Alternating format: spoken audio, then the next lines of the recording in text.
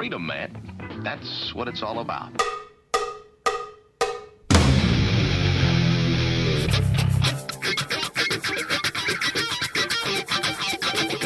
You've got to groove on freedom, like the good book says.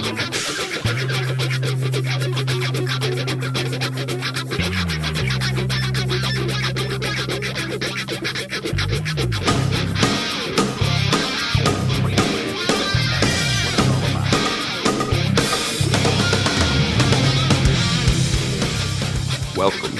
You are listening to What on Earth is Happening. This show will discuss the topics of human consciousness, mind control, natural law, the occult, and all issues that affect the freedom of the people of Earth. What on Earth is Happening will endeavor to shine light upon the darkness of our world and to offer empowering solutions to the problems we face as humanity approaches its critical moment of choice. And now, here is your host, Mark Passio.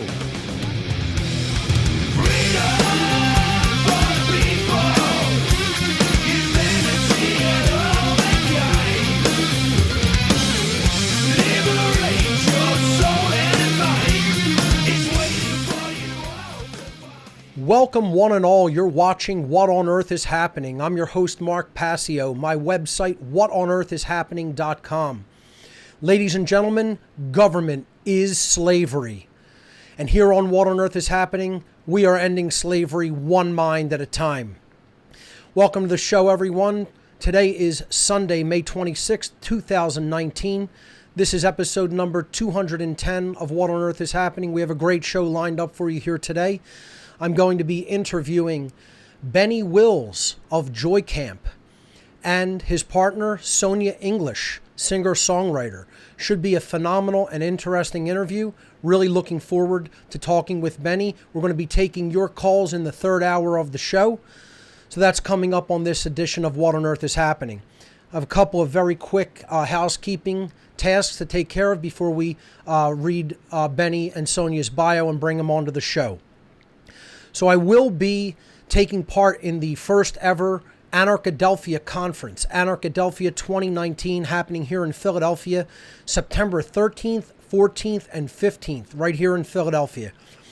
This is hosted by the guys at State of Anarchy, a great group of anarchist activists here in the city of Philadelphia, and I'm honored to be taking part in this conference. It's going to be a lot of other great speakers, including Max Egan, Larkin Rose, and many others. So I have the banner up on the homepage of What on Earth is Happening. If we could show that on my laptop here.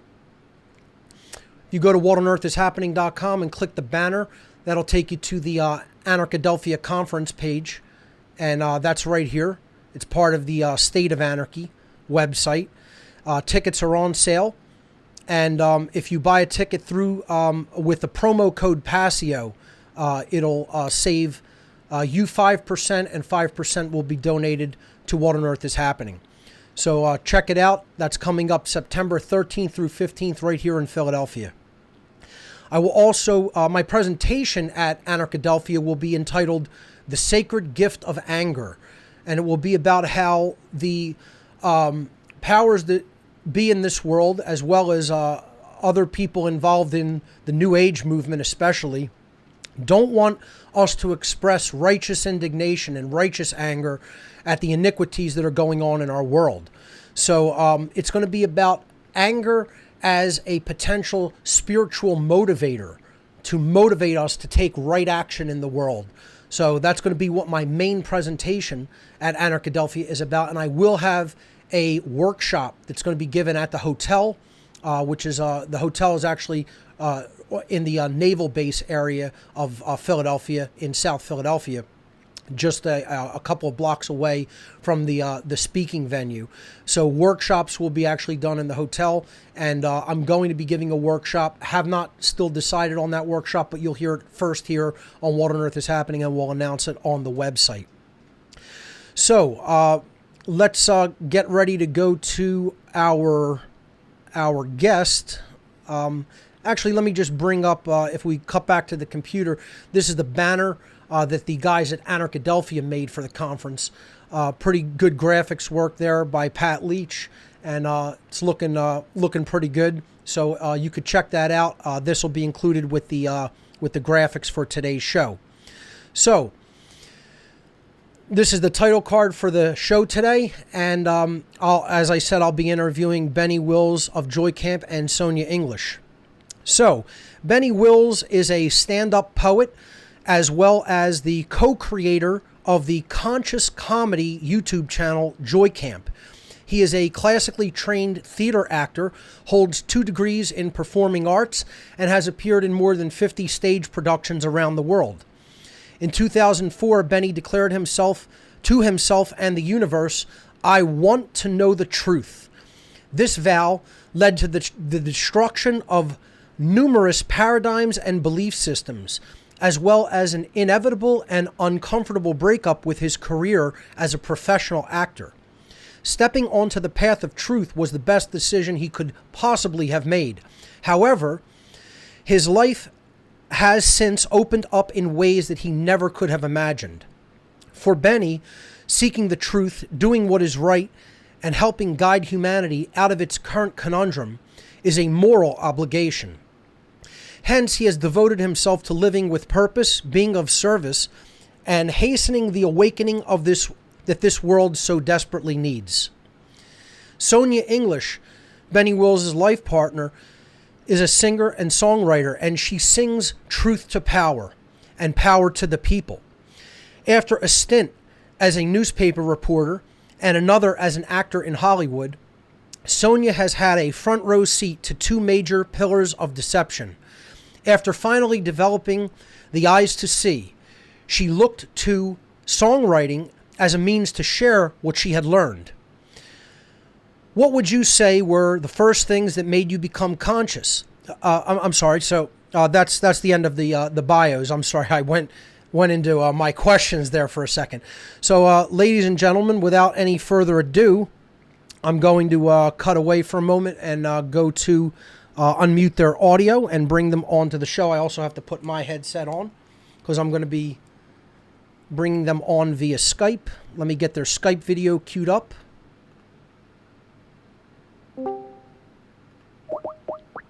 Just give me one moment to bring them in. Hey, Mark. Hey, Benny, if you just, are you muted up on Skype? Just mute up on Skype and we're going to do the audio through Discord. I apologize for the technical problems that we had starting the show today. It looks like those are resolved. Let me unmute here in Discord. And let me unmute Benny here in Discord. Benny, can you hear me? Oh, it was working before. Can you guys hear me? Yes, you're a little hot. If you could back off the mic a little bit, and I'm going to bring you full screen. Hello, hello. Yes, you're still a little bit hot. Yeah, this is exactly the way it's supposed to be. There we go. Okay, we could bring him in on the main interface now. There they go. Camera's off here, audio's on here. Guys, welcome to the show. You want to send me the writing? Yeah. You have to unmute me through Discord. I can hear you fine. Can you hear me okay? Hello, hello, hello, hello, hello, hello. Hello, hello. Hello. Let's see how this is going on Discord. We did a test right I am before the show. talking. Okay. Benny, can you hear me? Yay.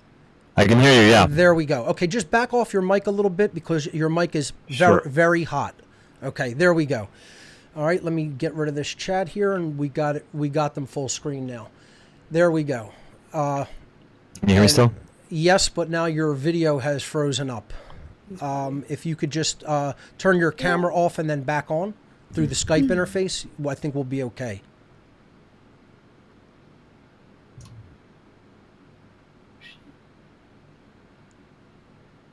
Well, that was probably from you. Yeah.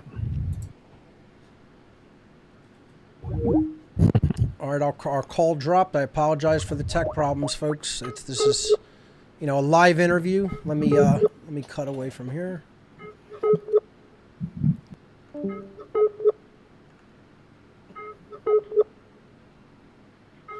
Looks like Benny's internet connection may have dropped. I think that's what happened, folks. So we are going to try to get him back.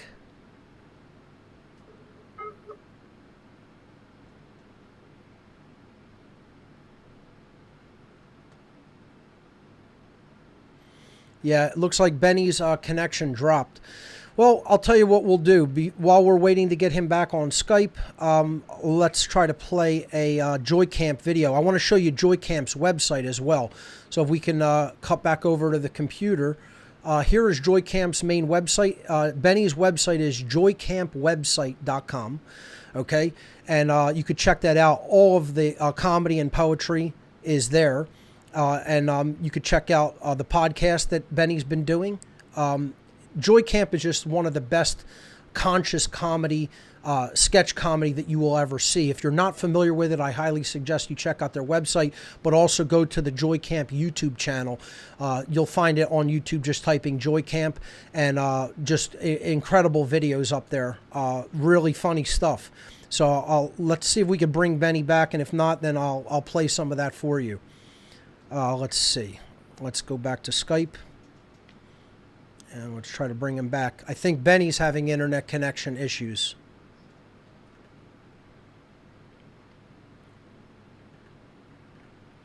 Benny, there you go. Okay, yes, you are. And I think we're good to go. Bring him back up in the main interface, and I think we're good to go. Excellent. Awesome. Okay, tell me if I'm too hot with the mic. The mic is very hot. If you just back away from it, just hold it if you hold it like maybe in between you guys, a little bit away from you, I think it'll be fine. And you could go back to them in the main interface. There we go. Welcome, guys. I apologize for the tech difficulties to start off the show, but I think we're okay now. How are you guys doing? And we've lost their audio. I'll tell you, it's technical problems plaguing this show over the last couple of weeks. Try it again, Benny. Can you hear me? I can hear you fine now. Let me go back to your video. There we go. I think we're perfectly good now with the tech stuff. Okay. So Cool. Welcome to the show, guys. Hey. Thanks, Mark. Glad to be here. I apologize for the technical problems to start things off. We actually had to restart the stream because our video encoder and streamer actually crashed at the beginning of the show today, and we had to just reboot the computer and just start the show over a little bit late. But we're going strong now, and I think things are going great. So, I guess I'll just first ask you, how did you guys what made you conscious of what's taking place in our world, of the whole, political machinations and the whole slavery system that humanity is really living in? What kind of started to make you questioning all of that and make you conscious to what's really taking place? Great question. Do you want to go first, or that should is I a go great first? question. You go ahead, because people know you. Well, my origin story goes back to me being a kid. I mean, I've always just been a curious person, and I have always had a hard time accepting what I was being told at any point in my life. I was a really bad student in that I didn't listen very well, and I didn't believe what they were saying. And I always wanted to know what the other, perspective was on any situation as a kid. The pyramids, learning about the pyramids in second grade was really mind-blowing. And I, again, wasn't, the explanation I got was not sufficient as to what they were and what they represented. I mean, it was probably the most interested in school I ever was when we learned about the pyramids. I was in second grade. And then learning about the JFK assassination in third or fourth grade, because that was before I was born. And we learned about it, and then we learned, as a side note, oh, and by the way, there's a conspiracy theory about this, that it wasn't actually this guy, and etc. And I was really drawn to that. I was like, whoa, what's the other story? What's this other, conspiracy story? So it started at a really young age for me. And then I think 9/11 was really the catalyst that, thrust me into really investigating alternative ideas and getting to the bottom of things and, wanting to know the truth. I think 9/11 was a really powerful motivating force for a lot of people when they understood that event was not what was presented to us, by the government and the people who constructed the official mainstream narrative.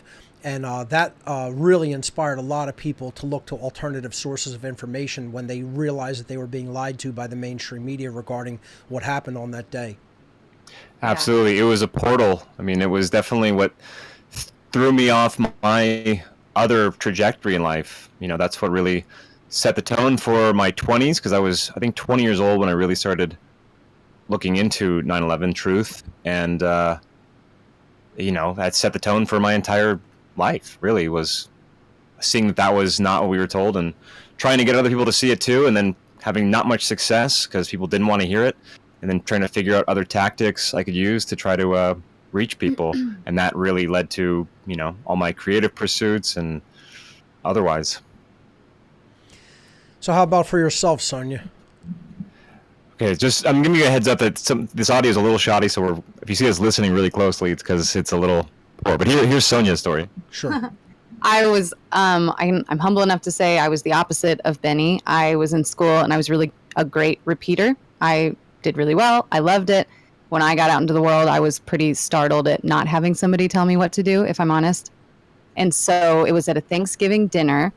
My brother-in-law's mother was having a weird exchange with his conspiracy theory friend across the dinner table. And I was like, what are you talking about? What's this thing you can't talk about at the dinner table?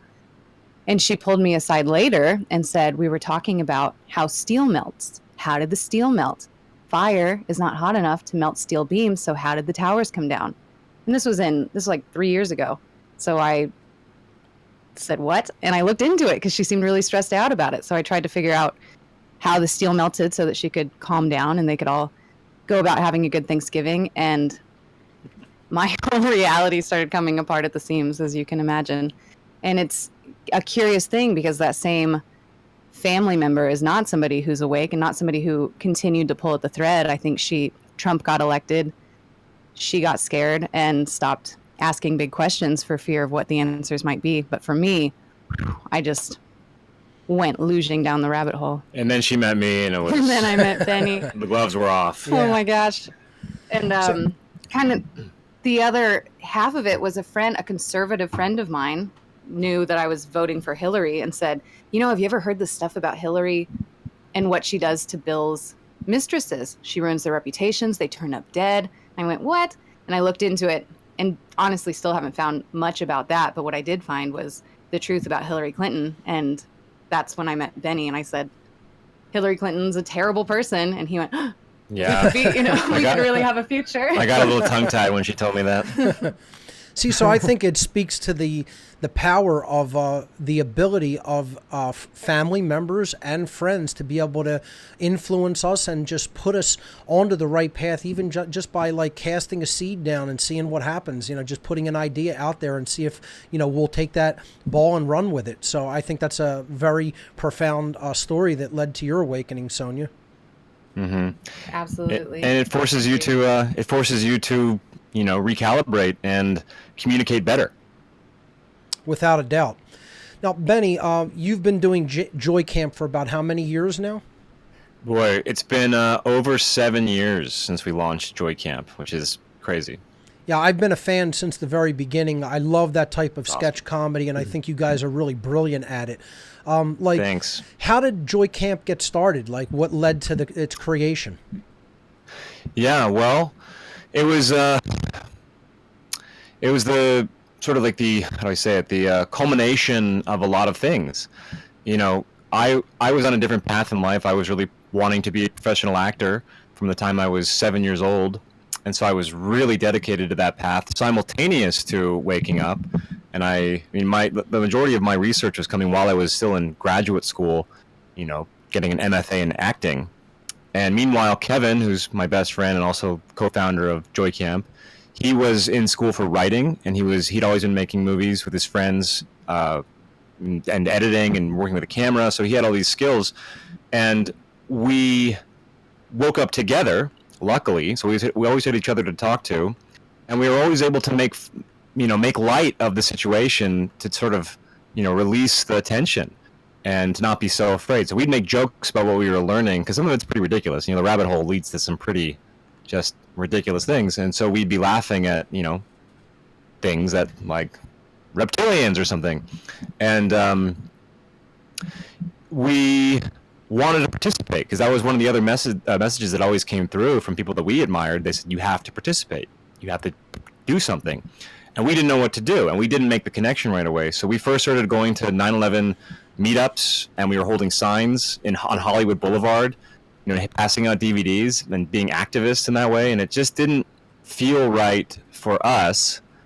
And then we made one video called PSA Conspiracy Theorist as a one-off, and we did it as a joke for ourselves more than anything. But as we watched the finished product, we were like, oh my gosh, we actually may have something on our hands here. Like, this could actually be significant. Because one thing we saw was really lacking in the quote truth movement or an alternative movement was a sense of humor.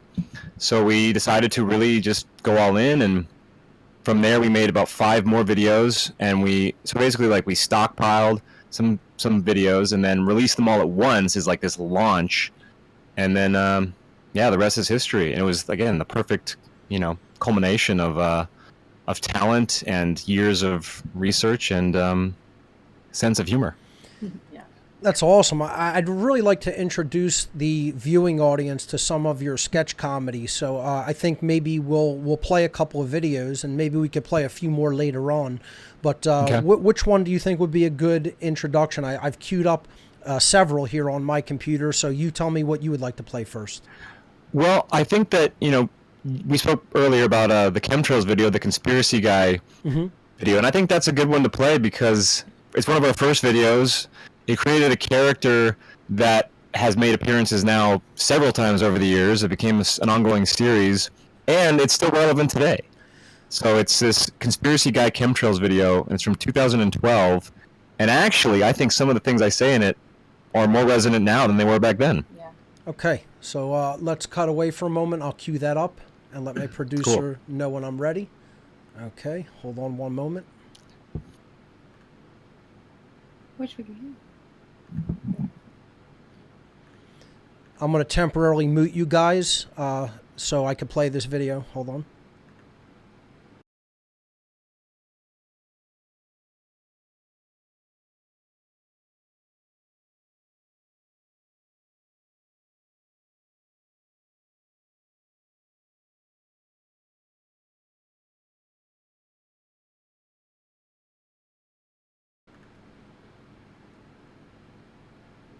All right, go to my machine full screen.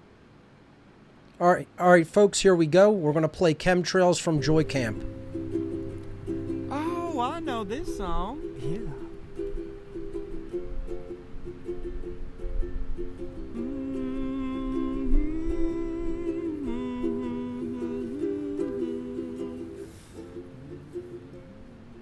Oh, look at that. Where? That long cloud, it looks like a whisker. Oh yeah, well, like a mustache, kind of. Ooh. Like a long mustache. Like a really long mustache. Yeah, I like long white mustache. Oh, look over there. It looks Where? like a tic-tac-toe board. I'll be the X's. I'll be O's then. Okay. Okay. Oh, look at that. That looks like a toothpaste. Like that little plane right there is the holder, and then that long That's the streak toothpaste? is the toothpaste. Guys, it's chemtrails. You guys are looking at chemtrails. Those aren't real clouds.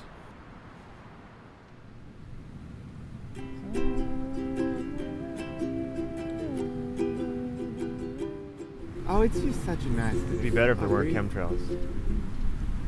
We have a bright blue sky. Instead, we get this milky white haze raining down on us.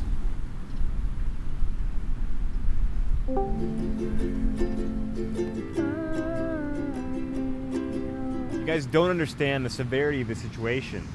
These chemtrails are poisoning us with heavy metals. And it sprinkles down on us, we breathe it in, it's on our soil, it's in the grass. We then become conductors because we have all this metal in our body, you see? And they're turning us ultimately into robots. We're gonna be robots. That's the future. Because nobody wants to talk about this.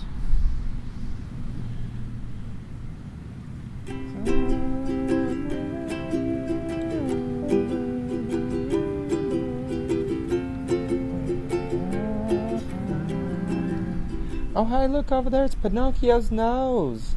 It's growing. He's telling lies. Is he telling the truth or is he telling a lie? He's the conspiracy guy.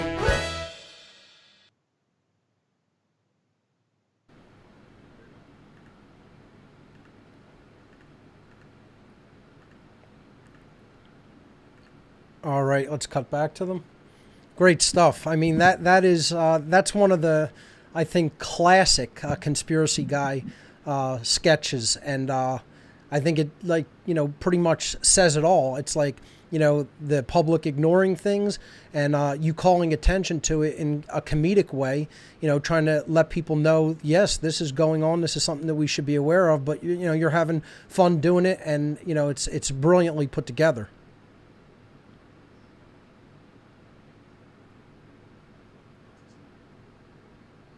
We are really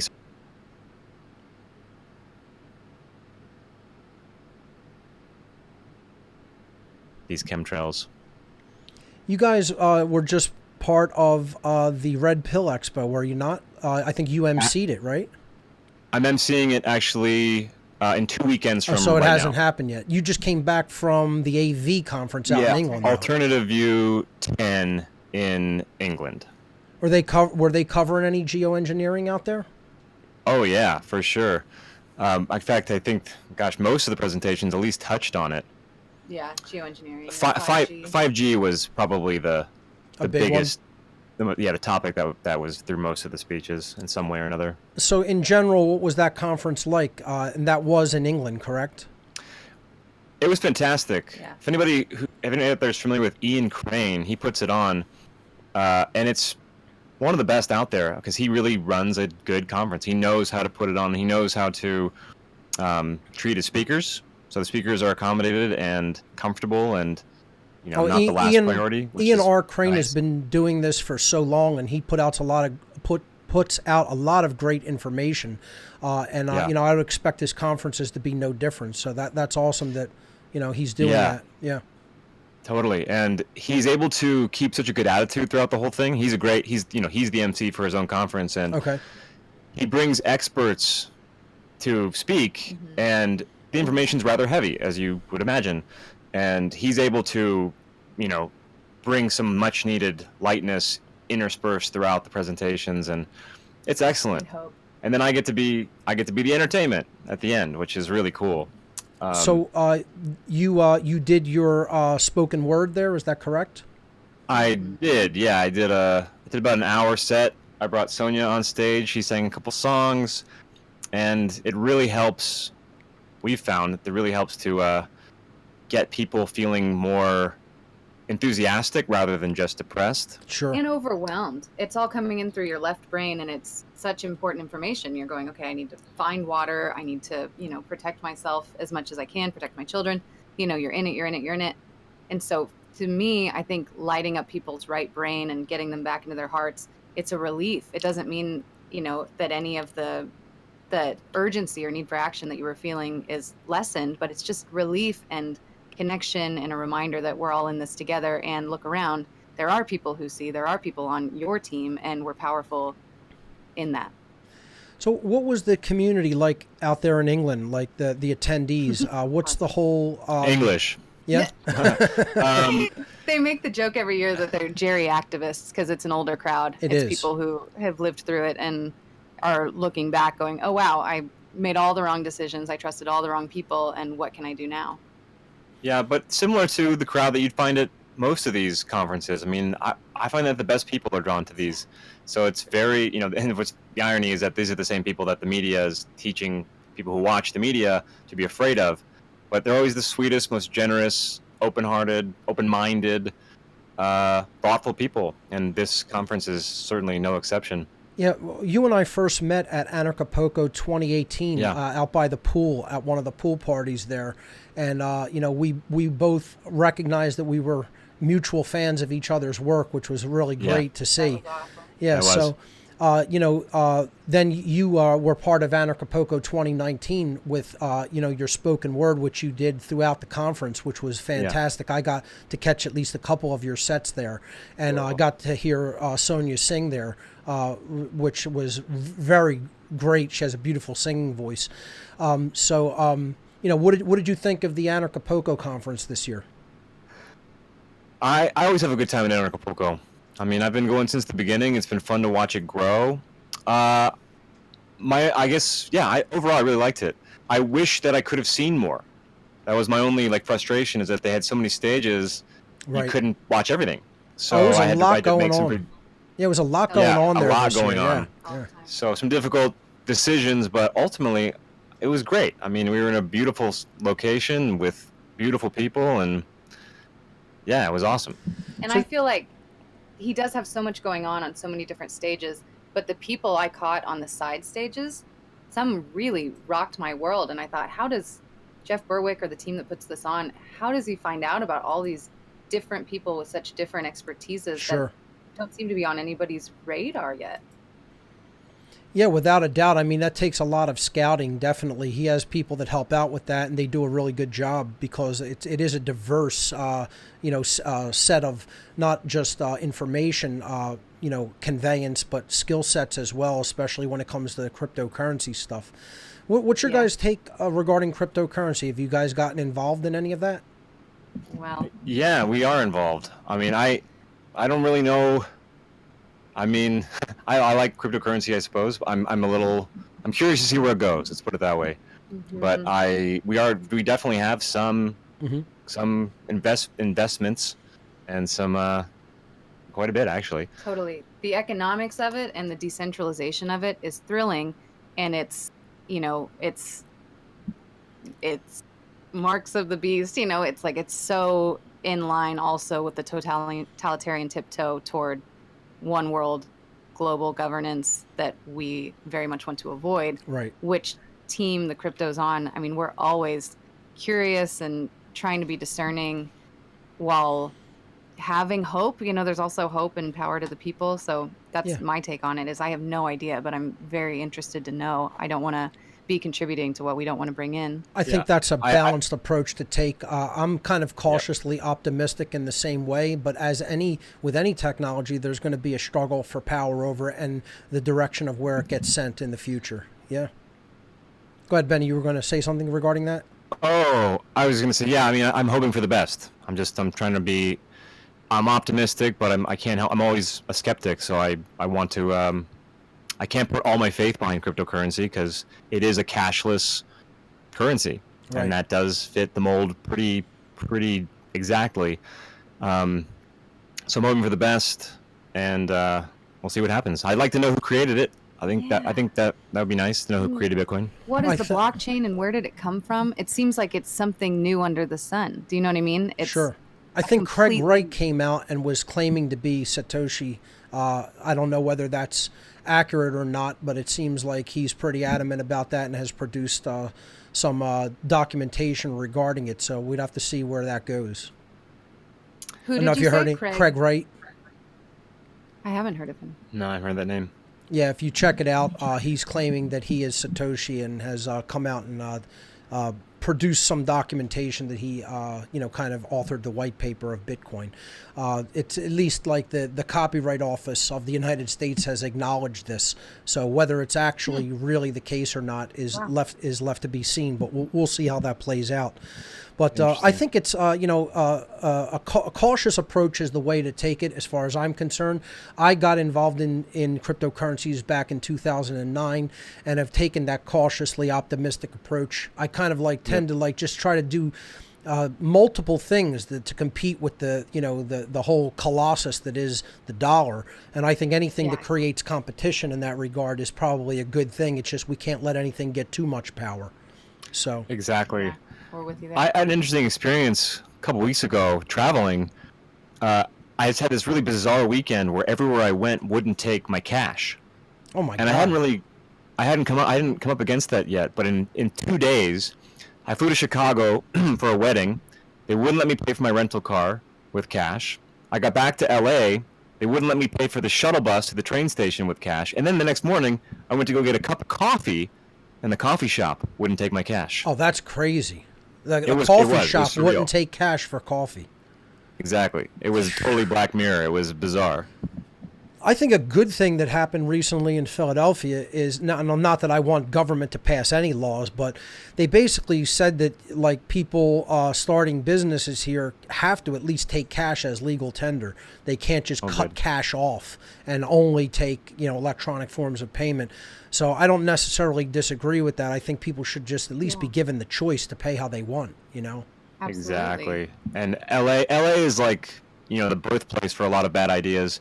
So I think that And San Fran. it's probably not a coincidence, and they're probably just seeing how people take to it. And there was absolutely no issue from what I saw. It's dangerous when you go in that direction where you're saying you can't use any form of cash payment and you have to use electronic payment. Then they can cut people off from that, and there you have the control aspect of it. So I want to just go back briefly to the AV conference. Just the people in England, what is their general attitude about the loss of freedom, particularly in Europe, and the inroads into totalitarianism there, especially when it comes to free speech that the EU has made and forced upon them? Well, they're aware of it. There was a lot of jokes about Brexit there because they voted to leave, and they're still a part of it, and they're like doing the revote. So they're just making this joke. They're making lots of jokes about how they can't seem to, no matter what the people say, the government won't allow it to happen. And I don't know if everybody's already aware of this, but it was new to my radar. But what they had a speaker talking about Brexit. Fine, they voted that Britain would be out of the EU, but there's this EU defense force, something like that. They were very specific that it wasn't the EU army. That when people call it the EU army, these politicians can say, no, we're not part of the EU army. But there's an EU defense force that's a different thing that Britain is very much at the heart of. That's a coalition and a very militarized force that is likely against the people. Yeah, ready to turn against the people, and they're showing up against the Yellow Vests in Paris, and so that's very much a component of what's taking over in Europe. That was probably one of the most compelling presentations. They flew in a French lawyer who's a part of the Yellow Vest movement in Paris, and she gave a presentation, and she showed pictures from what's going on there, and it was terrifying. I mean, obviously, the media's, if they're reporting on it at all, they're lying about what they're showing. They're showing looters and violence, and it's not. It's a peaceful protest. They're shooting people's eyes out in Paris, literally shooting their eyes out. They have these guns that shoot these rubber bullets, and they're aiming at their faces. And she showed one picture after another. I mean, probably young people, half a dozen at least, early 20-year-olds, who are getting their eyeballs shot out. Without a doubt. Rubber bullets are no joke. I mean, they call them less lethal munitions, but you can still actually be killed by them if they're fired at close enough range, and you can most certainly be blinded by them. And you show these guys too, the soldiers or the cops. They're wearing like Adidas jackets and gas masks. They're not wearing any sort of uniform. They're wearing jeans and T-shirts, and you're like, who are these guys? This is really interesting. There's local police, and then alongside them are these street clothes with bulletproof vests and machine guns. Alongside them, people are saying those guys don't speak French. They're hearing them with Eastern European accents, and they're part of this potentially defense force that's not. Yeah. They're a small mercenary army is what they really are, brought in probably from some former Eastern Bloc nation. Yeah.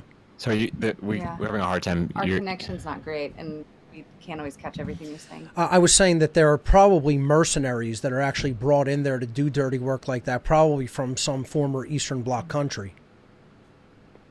I don't know what to do. I don't either.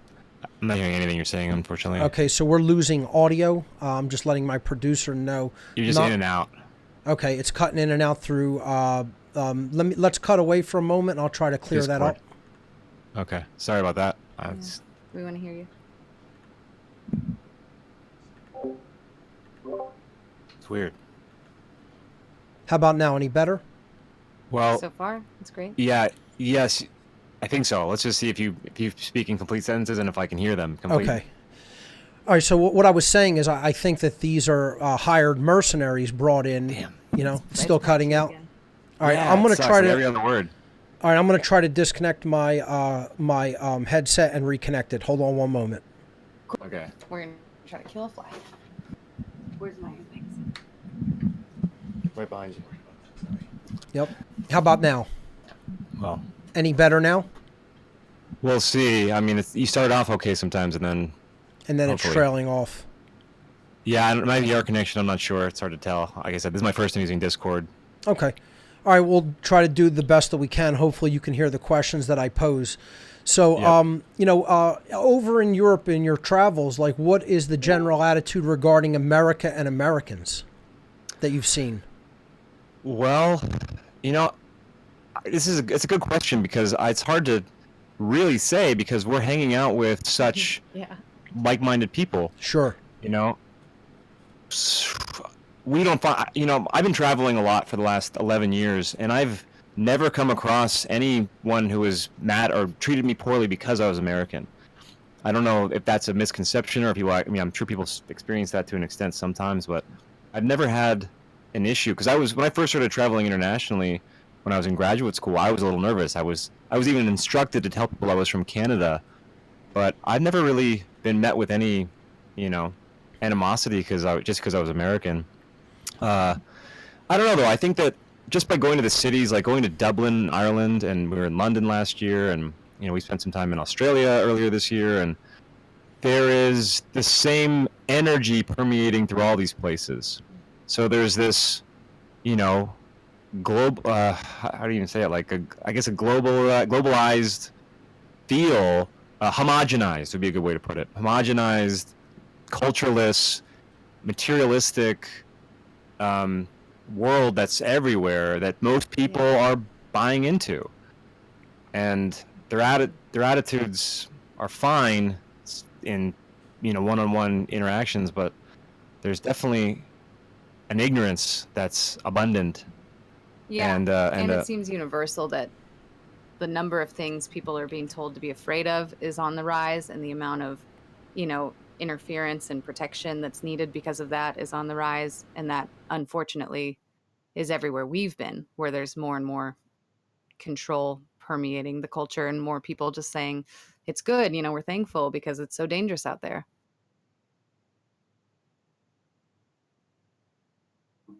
Okay, sorry, my mic was muted there. Regarding traveling, you guys have been on the move and been traveling you live in a mobile home and travel from place to place. Is that correct? We sure do.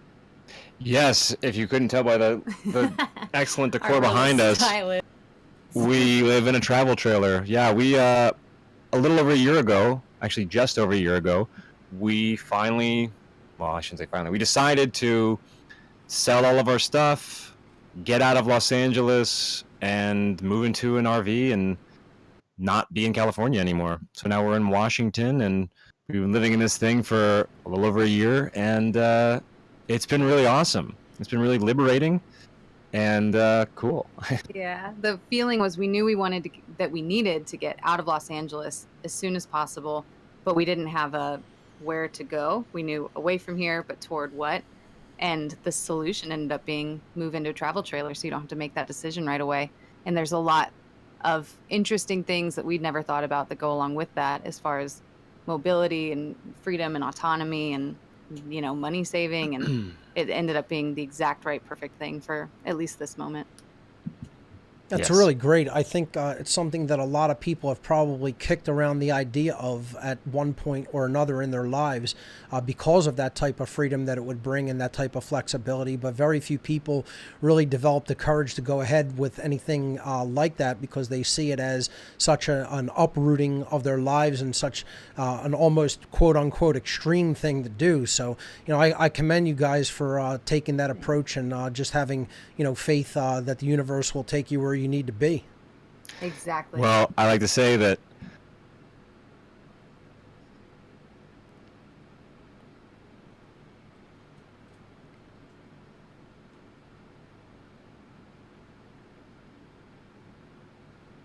and there are challenges, but there are challenges to staying put too, like Benny's saying. playing it safe is dangerous. Quote. Yeah, TM.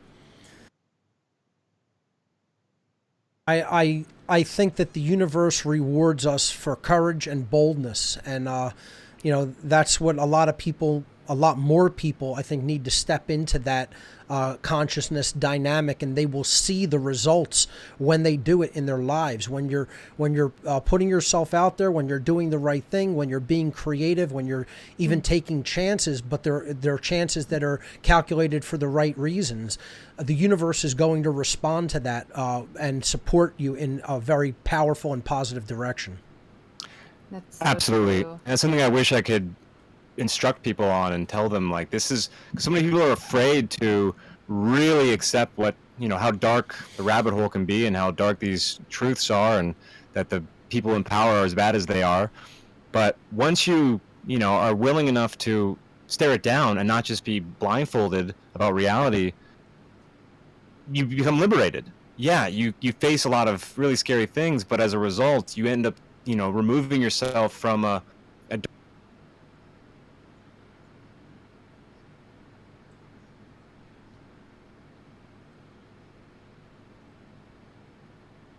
around and not be so, blindly scared. I can know that. I'm liberated, and I can now, be more free. It's my life is absolutely only improved since I stepped onto this path and really dedicated myself to helping people and to contributing in a positive way, and contributing in a way that wasn't just self-serving.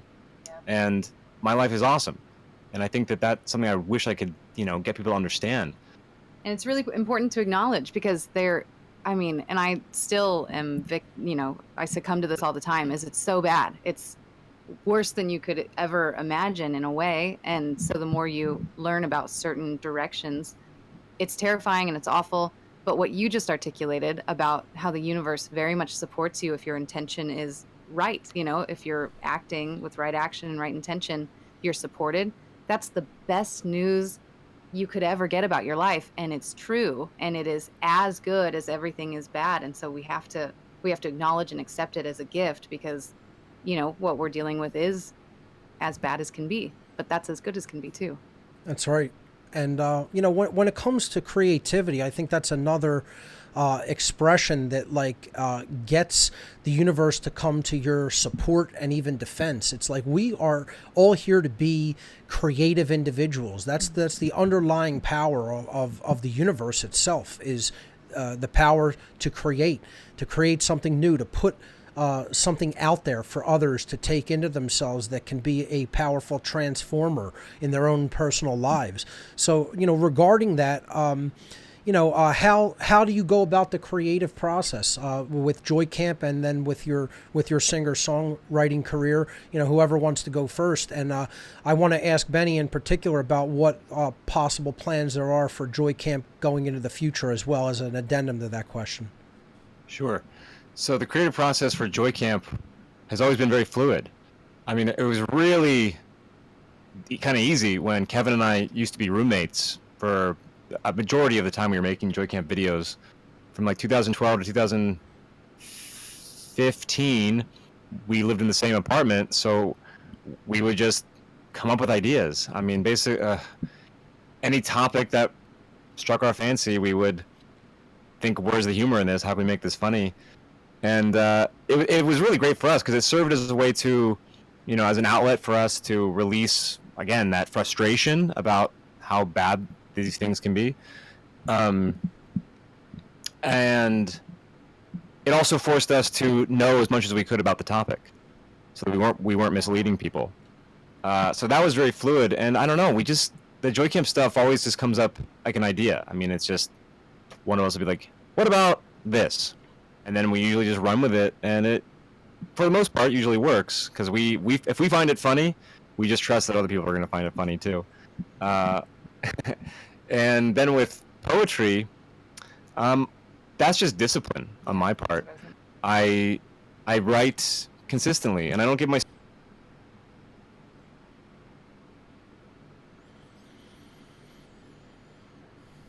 So that's only a couple days out of a month that I actually really force myself to be creative in that way. But at the end of a year, I have 12 pieces that I can share. So it's, and I know that about myself now, because when I was younger, I would be like, I'm going to do something every single day.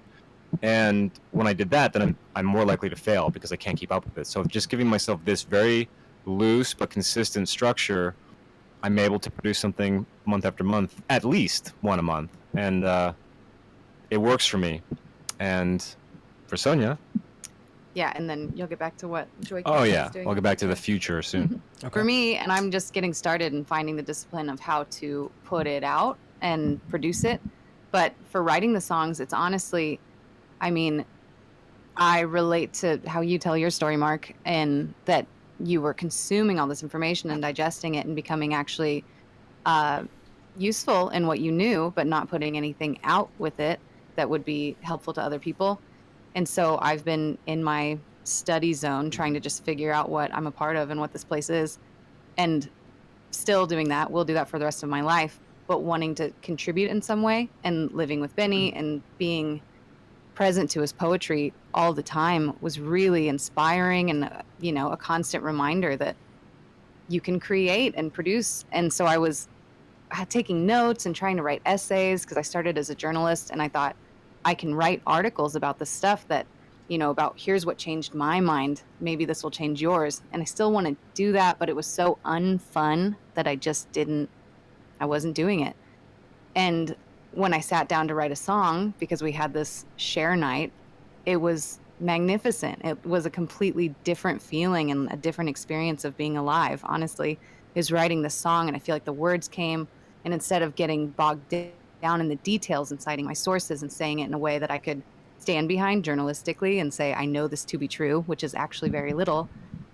Songs, you can distill it down to the idea, the truth of it, the story of it, that I do know is true, and say it in a more poetic way and sing it, which I love to do. And I found that's at least my starting point, because I can write these songs, and I watched Natural Law, an 8-hour presentation, and wrote a song about it. I consumed a bunch of Stefan Molyneux, learning about the principles of anarchy and about, political philosophy, and I wrote a song about it. And it's kind of each rabbit hole I go down helps me cope with my takeaway from it. I can write a song about it, and now I'm setting to producing it so that I can actually share it and not just have it for myself and whoever will listen to me sing a cappella.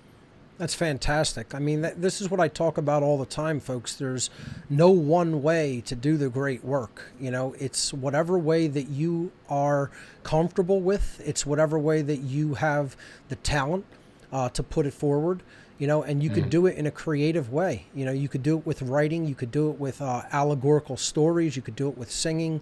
You could do it with music, artwork, etc. And then Benny does with poetry and comedy. I mean, you can see this is a total integrative creative process, and it goes hand in hand with the knowledge and information that people learn. And then you just take that and then you roll it into a different creative expression and give it a new outlet for people. And that's how a lot of people learn, because they learn through different mediums of expression. And some people will do really well learning through a podcast, or some people will do really well reading a book. Some will do really well watching a documentary video, and some will learn very well listening to a song or hearing a poem or watching a comedy sketch. It'll reach people at a different fundamental level of their subconscious and conscious mind. So that's why I keep telling people, find what your creative expression is, and then get involved in doing it and put this work out there for other people. Don't wait, just find what you're good at, and go ahead and don't wait for orders from headquarters. Just get to the work and put it out there and let the chips fall where they may. And you may be a little bit awkward at first, but then you'll work through that and you'll get better at doing it the second and third and fourth time. Absolutely. And again, going back to also, taking risks. I mean, I call it stand-up poetry. Doing this poetry now, I stumbled into it. It's an accident. I didn't ever plan this to be. I didn't think this was going to be something that I was doing, but it's because I took a risk. I was starting to get invited to more and more places to speak, and because of Joy Camp, and I thought, well, I'm not really, an expert on any particular subject. I know a little about a lot, and I could probably, I'm good in conversation when it comes to lots of stuff, but I'm not someone who can go up there with a PowerPoint presentation and, give you a lesson on something. And I thought, well, I am a performer, so I could use one of these hour-long speaking slots to just perform, since I spent most of my life on the stage. And you know what? I like things that are good to, that are good in the ear, that sound good. I'll write some poetry that is melodic and fun to hear and just see what happens. And it was pretty scary to do, but I thought, you know what, even if I get booed off the stage, I have a girlfriend who loves me, I have friends who love me, I'll be fine. So the worst that could happen is that I get, I get pulled off the stage with a giant cane and people throw tomatoes at me. That's the worst. No big deal. So I went out there and did it, and I was met with a standing ovation, and I was like, okay, well, this is pretty confirming. And then I really stepped into it from there.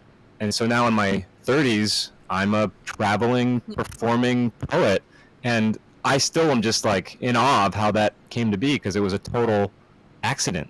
That's really awesome. I want to say something to that before I let you talk about what the possible plans for Joy Camp in the future are, if any. But I want to say the first time I heard your poetry live was at the Truth Mind Reality Conference outside of Phoenix. And I was just completely blown away by the set that you gave there at that conference. That was a great event as well. But that's the first time I actually heard your creative spoken word. And I just thought it was one of the most unique ways of putting this out there to people that I had ever heard. Thanks, man. I really appreciate that. Yeah, well, I think I'm better at this than I am at Joy Camp, because I spent so many years on stage. I mean, I have 2 degrees in theater. I've done 55 stage plays. I mean, I've done a bunch of Shakespeare and Tennessee Williams, and I mean, I've done a lot. So I'm really comfortable on stage. So now that I'm able to like utilize all that, all that work I put in on the front end in doing something that's completely unique, and now that's my thing. It's really exciting, because for a while there, I went through a time where I was pretty frustrated, and I thought, man, I wasted all that time and all that money on something that I'm not pursuing anymore. So this is like, this is the perfect coalescence of all of my skills, and a way of healing that, that sort of relationship with performance. Because I spent 20 years preparing for something that I didn't end up pursuing, and it's morphed into something that's even more gratifying and better for people. I mean, you can do a great performance in a play, and sure, someone might like it, but it's not my words. Right. It's not me. It's a character. It's someone else's story. Right. So this is my story, and I'm getting to share it, and it's awesome. So yeah, I was really excited to be able to, share for you in Arizona. Care, tell Mark to come in. Yeah. So yeah, it's awesome. It's awesome to be, friends with people that you admire. Yeah. To have earned a seat at the table, so to speak. And yeah, again, I would encourage anybody out there to just keep trying things until you find something, if you don't have something already, until it feels right. Because like you just said, creativity is powerful, and I'm always encouraging people to explore their creative potential in truth-telling, because you can take a big idea and distill it down to something palatable, to its essence, in a way that sometimes you can't unless you do it in a creative way. So your work sort of almost reminds me of like conscious hip hop and rap artists who say so much with so few words. You pack so much informational content in a small amount of verse. I think that's like an art form in and of itself to be able to do that. Thanks. Yeah, I like it. It's really therapeutic for me, because it forces me again, like to take a big topic, say like racism, and say, how do I consolidate all these sort of chaotic thoughts I have about racism into something that's cohesive, that is shareable enough that someone will hear it and understand where I'm coming from and get them to think about it a little more deeply. So it forces me to be disciplined and also, articulate. All right. Creative output is like sugar for the red pill to help it go down, because we were trying, I have to tell this story because it was such a powerful realization, epiphany that we had.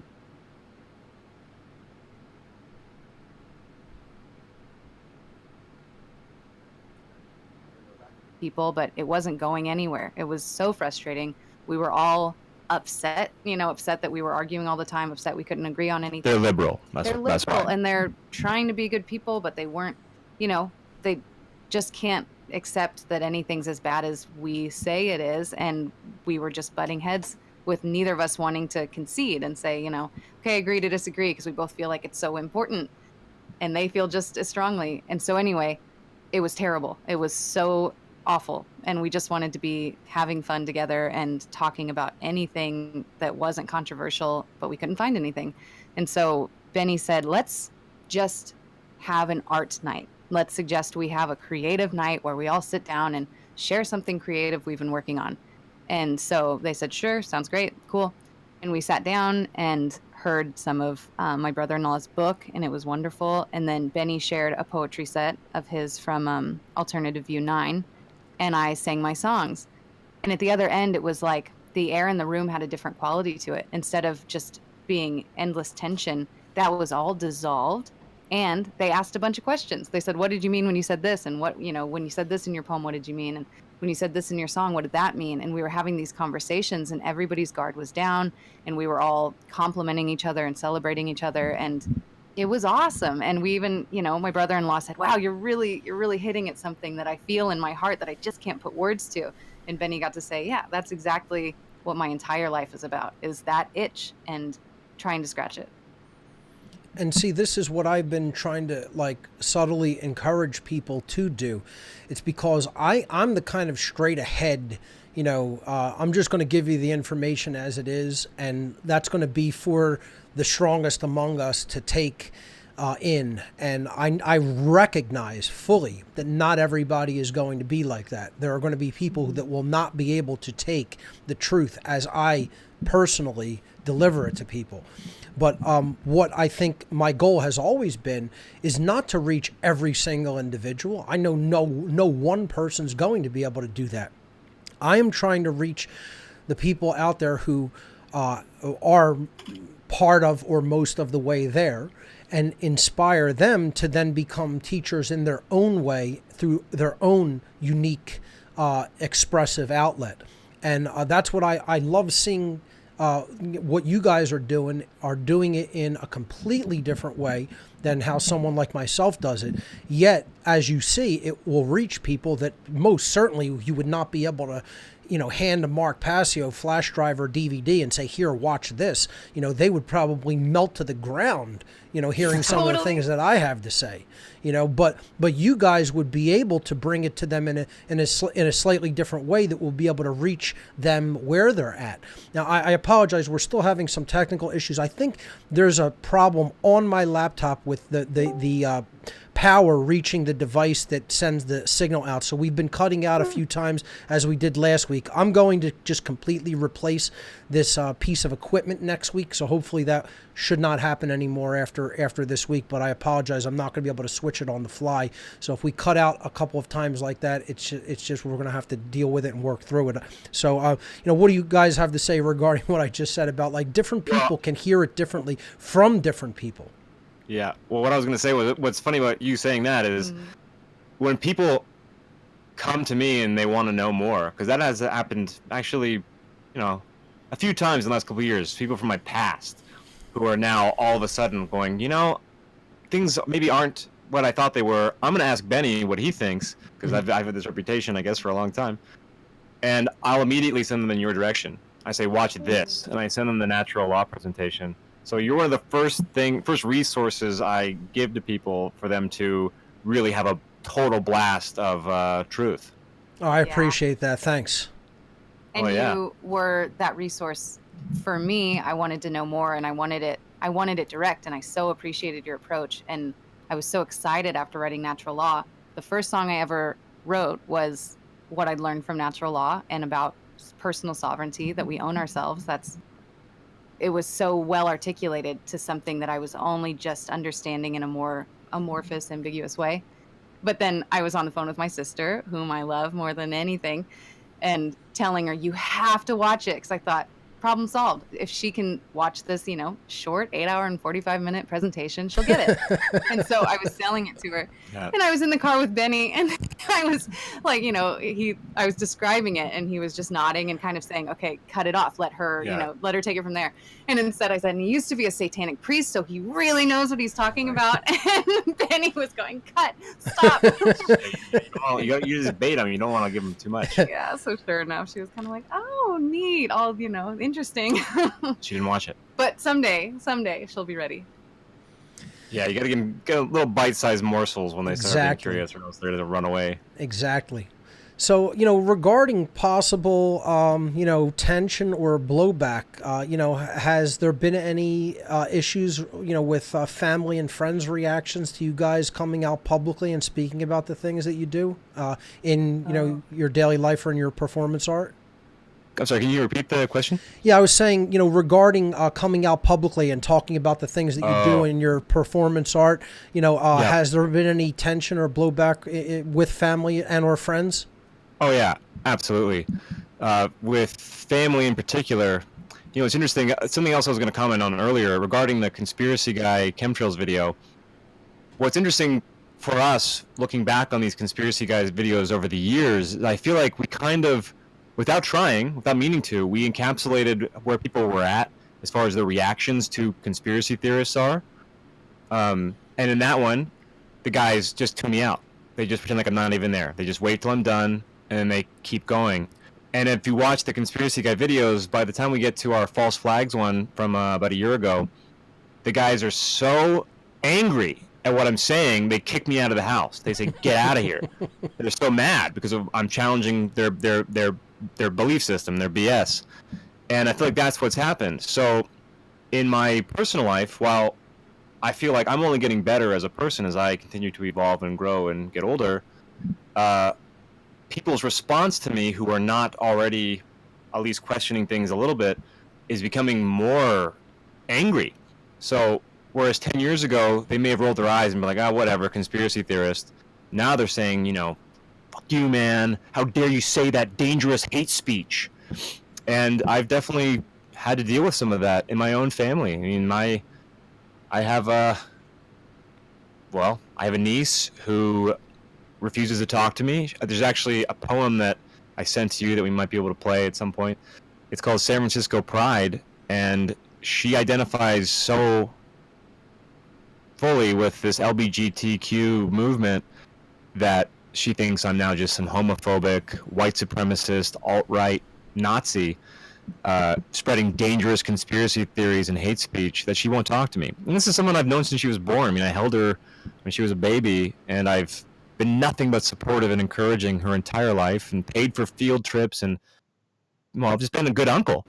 And because of what I'm speaking out about, and because I'm not a liberal, because I'm not on the left, this is very important, because I'm not progressive, I'm the enemy. And she won't talk to me. And my sister is having a hard time talking to me. My sister keeps telling me I need to apologize to her. I was like, I don't have anything to apologize for. I mean, all you were really talking about in that video was the kind of conformity and mass materialism that was taking place at the Pride event that you attended. It wasn't like you were attacking their lifestyle or their lifestyle choices in any way whatsoever. Exactly. Yeah. Exactly. So we have a bunch of other videos queued up. We can go to some of those. I could play that one if you want.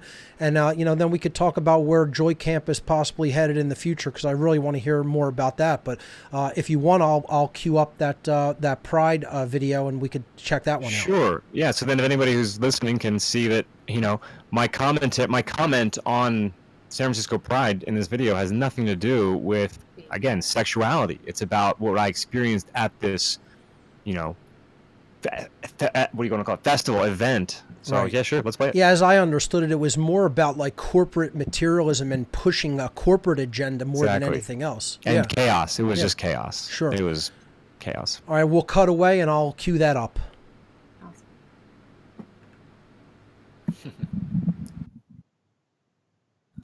You want to switch places? Or switch chairs?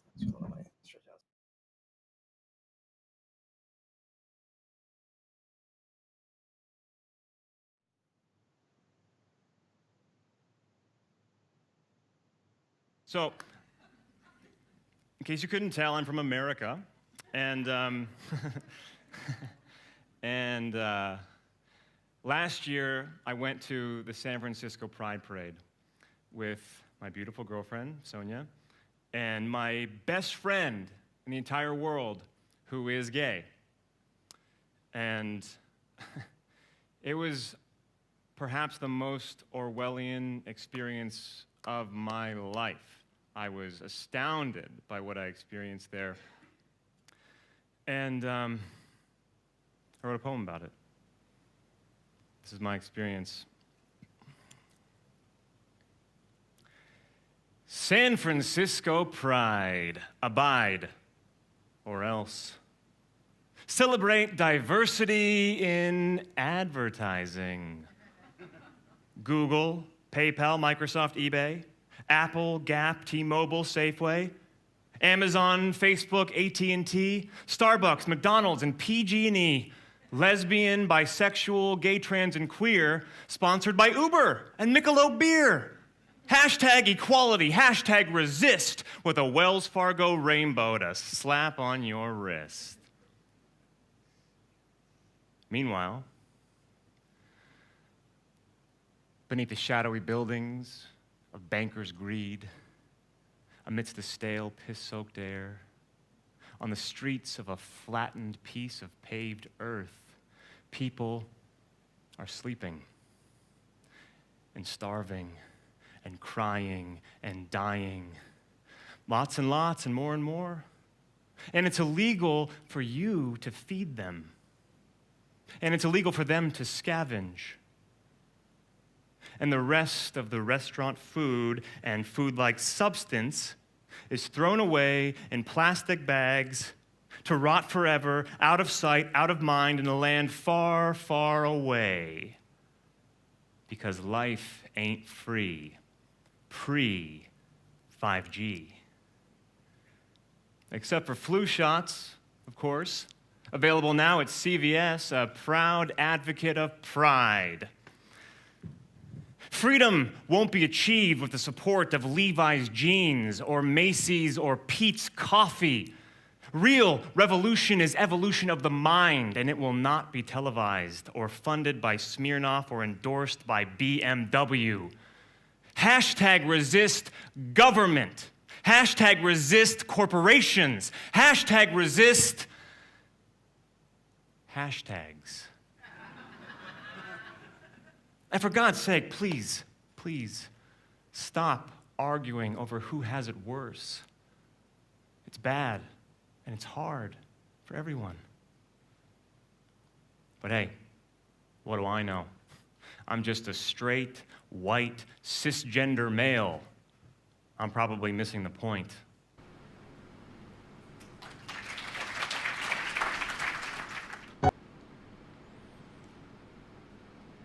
Brilliant. You know, I mean, that is making a powerful impact, and saying it in. Hold on, let me unmute. Let me unmute Benny again. There we go. Benny, I'm saying that's just making such a tremendously powerful impact there. And again, not attacking anyone's lifestyle. I mean, it's everyone decided to walk through a lot. Are you hearing me okay? This always happens. I don't think they're hearing me. Can you hear me?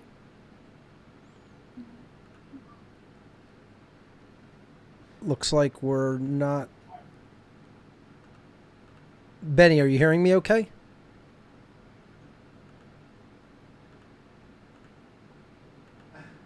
I'm going to disconnect and reconnect.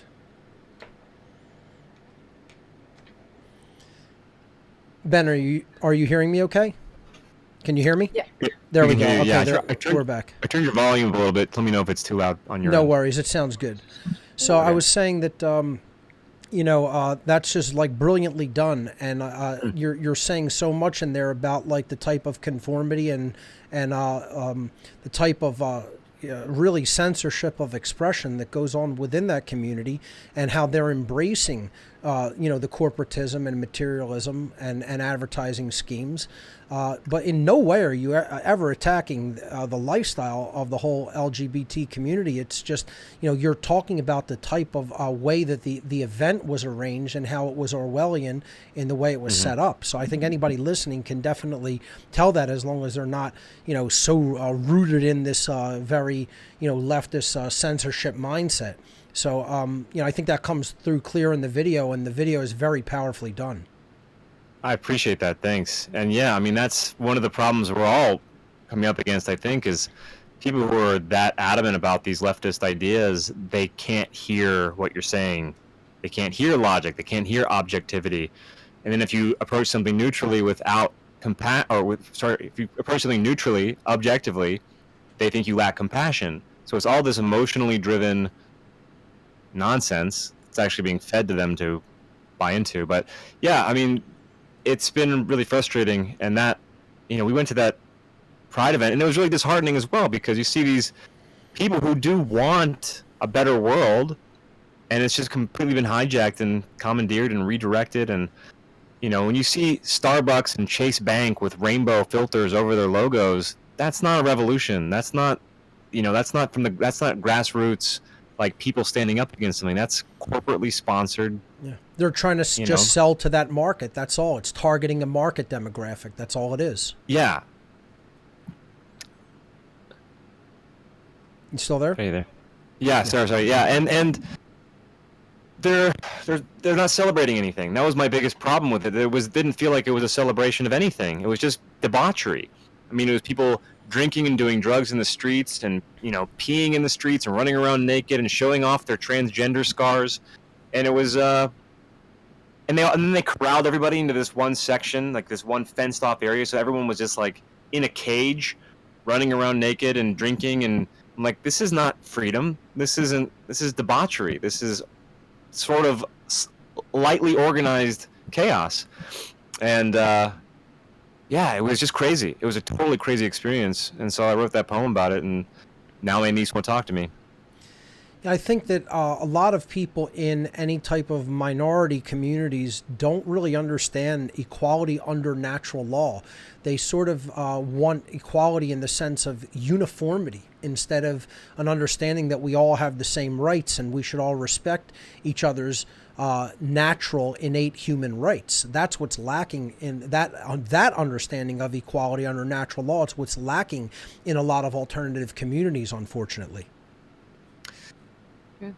Yeah, agreed.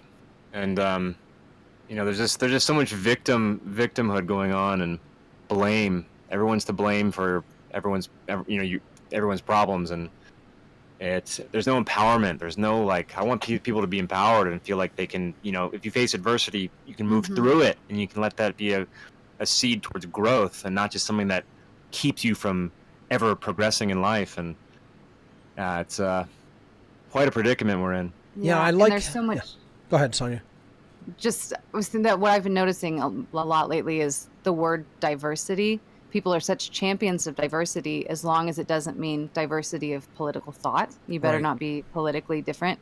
Or diversity, it doesn't include being a white person. More than ever, I'm seeing people say, like, it's not diverse here in Idaho, say, and just because there's primarily white people. But you don't travel to India and get mad that there's not a white person making your burger. But if you're in Idaho and you go to an Indian restaurant and it's a white person making your Indian food, it's not diverse here. But white is, Irish is an ethnicity and German is an ethnicity, and people, their need for diversity doesn't include things that are white or Christian or conservative, and that's ironic. I mean, that's why I like how you left it off in that poetry, Benny, where you're saying, well, what do I know? I'm just a white cisgendered male. It's like the idea that, like, we cannot have an opinion because, or can't have our views heard because we're, like, straight and white. It's like, this shouldn't exclude anybody. Speaking out, having an opinion, or even just putting the truth out there should not exclude any racial group. It should not exclude any sexual orientation, and even political orientation. Like, people need to be able to speak and express themselves. I think that's what's so dangerous about the current climate of censorship that is going on throughout the world.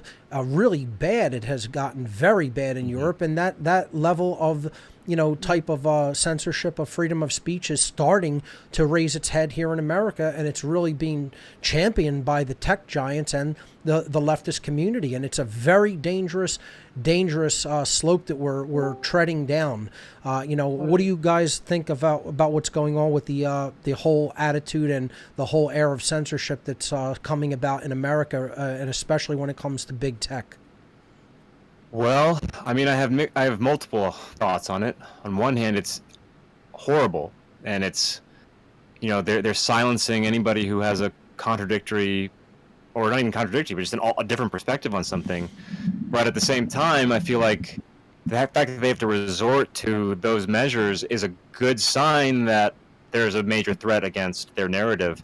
So it's a mixed bag. So we are dealing with just horrible censorship, but it's showing that I think there's way too many people out there speaking up, or at least having, they're breaking free of the programming more and more all the time. And they're trying to stop that as much as they can. It's genius, though, because people aren't being exposed to that there are people having alternative perspectives. And so they're getting this mainstream, narrative of whatever the issue is, if it's vaccinations, for example. And even though they're on Facebook all day and they see articles stream by and they watch their late night shows and get on YouTube, things are not being suggested, or, memes aren't appearing that hold an alternate view. And so it's otherwise good-hearted people who, when you're the first person to say, oh, actually, vaccines have not been appropriately safety tested and I would never trust a vaccine in my own child, you sound like you're crazy, when really maybe this person has, maybe 60% of the people in their lives feel that way, but they're not being exposed to it. So the censorship is genius and awful. It's a lot to be up against, I think. And where are all the women saying my body, my choice about vaccinations? That's right. Or even Consent of the baby. putting any kind of substance into their body that they so choose. Like, they're so on the side of government and whatever laws want to be constructed in any given geographic area. Lost my sound? Can you still hear me? Just for a second. Okay. Yeah. I was saying, like, a lot of people who say, and we had that glitch one more time. I'm sorry about that. But a lot of people who say, my body, my choice, that doesn't include the right to experiment with your conscious. Yeah, it should be coming back. No? All right, let me disconnect and reconnect again. I apologize for this, folks.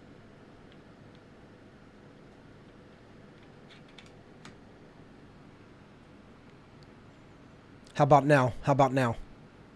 You just pop back in. It'll just go silent for 20 seconds at a time. Okay, I was saying the people who say my body, my choice, they don't extend that to using whatever substance you want to experiment with your own consciousness. They'll agree with government when it comes to the prohibition of, certain substances, but then in the other hand, they'll support, the right to abort, children in the womb. It's like, and like you said, they want to force vaccination upon people. Like, well, how is that respecting someone's personal sovereignty of their own body? It's not. It's not. Yeah, I know. There's so many contradictions in the logic, on the left. That's maddening. Yeah. It's it's working instead of from first principles about self-ownership. It's working from a simple emotionally driven state that doesn't get down to philosophical principles and doesn't get down to the basic building blocks of the difference between right and wrong behavior. They never take the thought process down to that fundamental level of first principles. That's what I find with people who argue only from an emotional point of view, and that's what we have to kind of continuously try to bring it back to, even if we can do it from a Socratic method perspective of asking questions of them about what they even think, and then show them through a questioning method the contradictions that are inherent in their own thought process. That could go a long way to helping them to see, that they're not really congruent in the ways that they think and then behave. Yeah, absolutely. Yeah, and I think first principles was a concept new to me approaching 30. We don't have any sort of, knowledge of the trivium in school. But once you find it, it is really empowering. But I think people sense that if they follow your logic sometimes, if you're drawing them out through questioning, they sense that it's a trap. It's not, but that they might end up going where you hope they'll go, and that they'll lose the group. They know that all of their news anchors and late night shows and magazines and newspapers that they consume and all their friends have this perspective on any one thing, abortion, vaccinations. And if they concede to your points and say, gosh, I might be feeling my mind change on this, that they're going to lose the support of the group, and now the responsibility comes to them. Right. That they're going to have to face the entire crowd and say, I've changed my mind and I no longer agree with you. And I think they're on a human level of liking to be connected and liking to be liked and accepted. That's too much for a lot of people to face. Yeah, they don't want to succumb to the pressure of having to acknowledge that they perhaps were wrong, and then telling the rest of their, group dynamics, members that they're involved with that they are wrong as well. They don't want to have that that butting of heads. They don't want that tension or that conflict or that rocking the boat in their own interpersonal community. And I think that goes hand in hand with the courage to stand up and tell the truth, even if you're in a minority of one.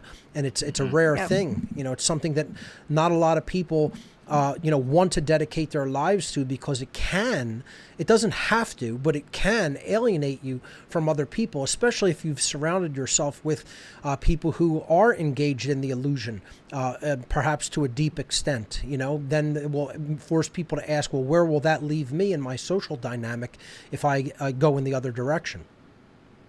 Yep. Exactly. And I relate to that because I feel like for Benny, he's been questioning, and based on his questioning, his tribe formed early on. He found his best friends as a result of waking up and asking questions. These guys came along, and I was in a different boat that everyone I know, even still, thinks this kind of party line, because I studied journalism and I loved reading magazines and listening to pop music, and I was in. And so for me, it was that.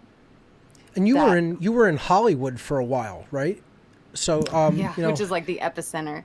Yeah, and Hollywood. I was born in Hollywood. You were to actor parents, so I've been inundated with show business my whole life. There's no like, I don't know. I never got starstruck as a result. So I was growing up in Los Angeles. It was a natural fit for me as a career, because I was like, oh, everyone else around me is doing it. I'll just do this. And I really fell in love with it. I fell in love with acting. And it actually still kind of pisses me off that I couldn't pursue that career because it is so tainted. I loved what I'm doing with poetry, and everything's working out fantastically and perfectly. But, I did want to be a professional actor. I wanted to make movies and, tell stories. And I couldn't do that because the industry is so corrupt to its core, and it's such a pillar of propaganda and mind control that I couldn't participate in that, and it pisses me off. That's something that's so fun and has such power and storytelling. We're people that love stories and storytelling, and I couldn't participate in it because I single-handedly can't change that industry, and I had to walk away. And it bothers me that it's that was an uncomfortable truth for me, and that was one of the last ones I really had to face and be like, okay, I have to accept that Hollywood is as dark as people are suggesting, and it is devoid of a heart at its core, and I can't do this thing that's been my dream my whole life. And again, everything's great, but still it sucks. I had to shatter that paradigm, and it's because it's evil, and that sucks. So few have the strength to do that because of the type of glamorous lifestyle that could lead to, the monetary compensation it can lead to. That's why a lot of people in Hollywood won't break out of that trance and won't speak the truth. Two questions related to this. Sonya, did you also grow up in that atmosphere? And also for both of you, have you maintained any connections in the former Hollywood sphere that might have any, specific take on what's still going on inside Hollywood, or maybe have insider information regarding, what's taking place regarding the occult in Hollywood, or, the type of pedophilic activity that goes on there, which we all know has been a huge thing that has been broken forward by different, whistleblowers in recent years? Yeah. No, I grew up in Kansas, and so I feel like that's as far away from Hollywood as you can be. I did get starstruck, and I did think that actors lived inside of my television. And when I saw them in the flesh in crosswalks in Hollywood, it was like, this is so exciting and thrilling and amazing. And I just get people who have role models in Hollywood who are saying all the things that the TV's saying, and you want them to be right. You want to agree with them because you love them and you feel like they're part of your life, but they're not. Once you just engage, it's clear that they're either pushing an agenda or they're just fast asleep themselves and saying what they need to say to stay in the status that they're in, and not courageous enough to stand up and say anything if they did know. And these are not role models. They're people that we could take pity on because they're trapped in a system that doesn't serve them and doesn't serve humanity, and they have the responsibility when they move on, you know, with that stain on their soul.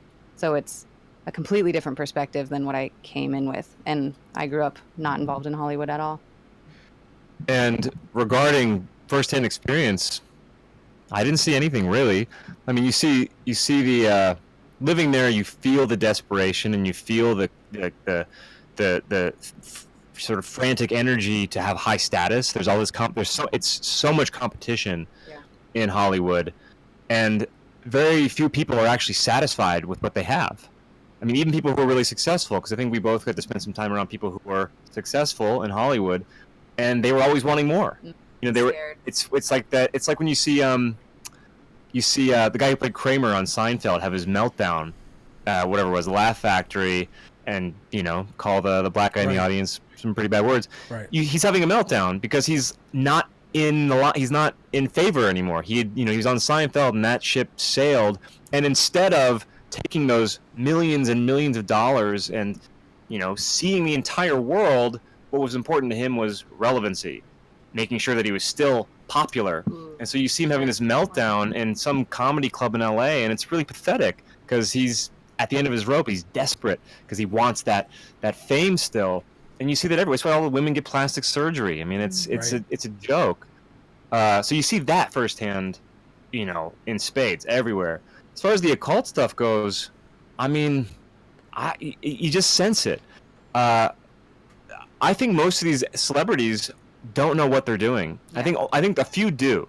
But I think most don't, and they have no idea what they're participating in. And I've asked questions because I have one friend in particular who's been in the business for a long time, and I spent a lot of time with him, and I would hint at things, and he had no idea what I was talking about. And he's a pretty successful guy, and I even asked him about, because he used to be friends with Randy Quaid. And Randy Quaid, you know, he came out a few years ago with the whole Star Whackers thing. And, you know, I'm sure you've seen the video. I'm sure plenty of people who are listening to this have seen that video where he stands in front of a bunch of reporters and he's shaking because he's terrified to say this in front of a crowd, that he thinks that these Hollywood actors and superstars are being murdered as part of this star whacking thing to get their riches, to get their money and their property and all that. And I asked my friend, you know, what do you think about Randy Quaid and the Star Whackers thing? And he said, oh, I think it's his wife. I've heard that it's his wife. She's having a bad influence on him, and, you know, he's just too much in the influence of his wife. I'm like, okay, interesting. So there's really a detachment. There is serious cognitive dissonance with actors about, you know, just how dark Hollywood can be, even though there's so much death that comes out of there and so many, you know, true Hollywood stories and all this. And I mean, you see what happens to pop stars and how they have their breakdowns, and everyone trying to just pretends like it's not happening. And I don't know. I mean, firsthand, I lived in LA for first 10 years of my life, and then the last 8 years of my life, I never once saw something that was blatant as far as, like, you know, pedophilic or ritualistic, satanic, other than in films, of course. But it's still there. I think it's just I don't know. I also feel like I got spared though in a way, because I was a child actor and I was always too tall. So I worked a fair amount, but I was up for some roles. I was up for the role in a movie called The Client.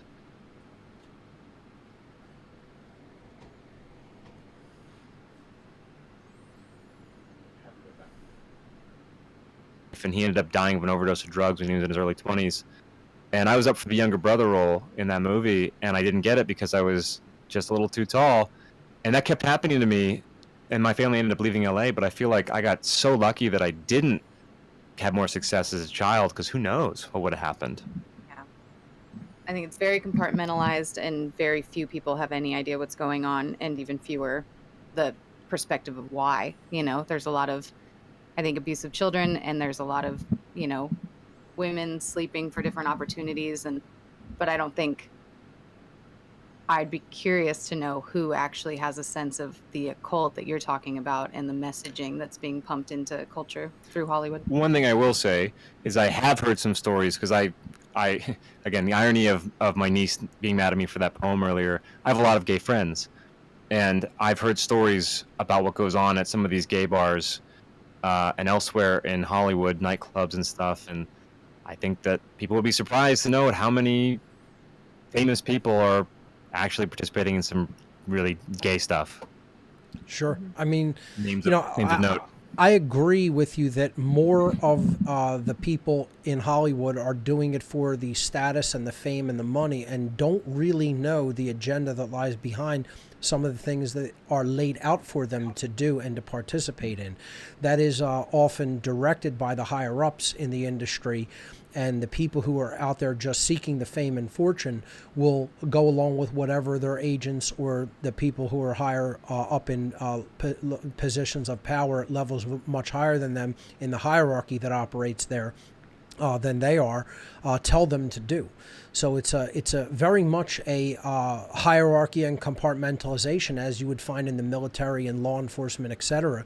And the people who are low down on the totem pole, who are just seeking fame and wealth, will just sell themselves out for that paycheck and do whatever they're told to do to get fame and status. And they don't even care or ask questions in many cases about what the potential implications or what the real agenda behind what they're being asked to do is. Shut costume party, you know, Right. it's fun and weird, and it's sexy Hollywood.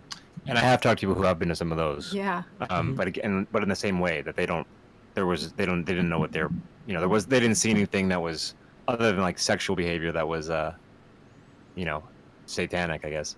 Right. But, what was I just going to say about that? Sorry, compartmentalization and if you're Oh, commercials.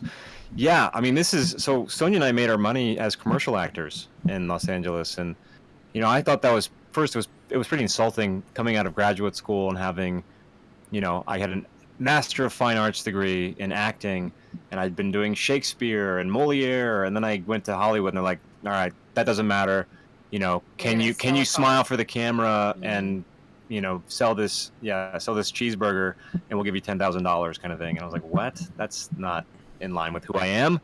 But I ended up doing it because you do need to make money in LA, and commercials are a good way to make money. But it's at a price. And especially as Joy Camp started to grow, I was really at odds with myself, because I was like, this is absolutely, in conflict with my integrity. And while it did pay well when you can get the work, because it's highly competitive, but when you get the work, it pays well, but it's at a cost. And it also, but not having a backup plan. So that was like my life. I was making money doing commercials, making Joy Camp videos, and then found myself going, well, if I leave the commercials, what am I going to do? I don't have a income source, and being in the truth business doesn't really pay that well. So, again, a leap of faith. We had to take a leap of faith, but it's hard. They ensnare actors who are talented. I mean, there's so much talent in that city, but only this much of them actually work in like the movies and in series regulars on TV shows, and everybody else is just clamoring for whatever they can get. So they're basically getting everyone to exploit themselves to sell products to people that they don't need. That Right. Not only do they not need them, but most of the time are actually really harmful to their mental health or physical health. That's or right. the company is harmful to the world at large. So we're very happy to be out of that business. That's good that you guys went with that leap of faith and had developed that courage to go your own way, and that's like what you said, since the majority of these corporations are just selling these huge amounts of products and services that people don't really need, and if not are outright harmful to them. That's where the majority of these jobs, these lower end jobs, go to actors like that, and that's where the 95 or greater percent are taking jobs just to survive. Totally. Exactly. And you feel lucky to get it. It's We like, met on a commercial audition. Yeah. Interesting. I was going to luckily- ask. It did bring about something positive. I was going to ask about that, about how you actually did meet, and that's how it was. How we met? Yeah. Well, it was that. It was a commercial audition. We had a very brief conversation, and I sent her a friend request on Facebook I know afterwards. all the worst things. It was a commercial audition. Facebook was integral. Well, because we didn't even talk enough that I felt comfortable asking her for a number. It was so brief, but I felt something in the exchange. I felt a spark, and I was like, you know what? Why not? And I sent her a friend request, forgot about it, and then, oh gosh, probably 2 weeks later, she finally responded to it, and then sent me a message. And said, "Do I know you?" She had no memory of our encounter. But we did. We went on a walk, and Benny said, "I'm a poet," and I thought, "Oh boy, that doesn't sound good." And then we sat down and talked about Hillary Clinton and 9/11, and went home like, oh, "I think I'm in love." Yeah, I was prepared. This was right before the election, and I was preparing myself. I was like, okay, what am I going to say when she brings up Bernie Sanders? Like, how am I going to handle this conversation? And instead, she said, "I think Hillary Clinton's a horrible person," and I totally got tongue-tied. I was like, I think she's horrible too. And the rest is history. Yeah. So, what if we play another video or two from the Joy Camp series, or anything else that you want me to play? Where would you want to take it next? So, I think I know what you said, but can you repeat it just so Yeah, I know? I said, what if we play another video from the Joy Camp series, or anything that you want me to play next that I have queued up over here? What do you think we should How go about with next? I'm Good? That seems to be a fan favorite. All right, great. All right, let's cut away, and I'll cue that up. Cool.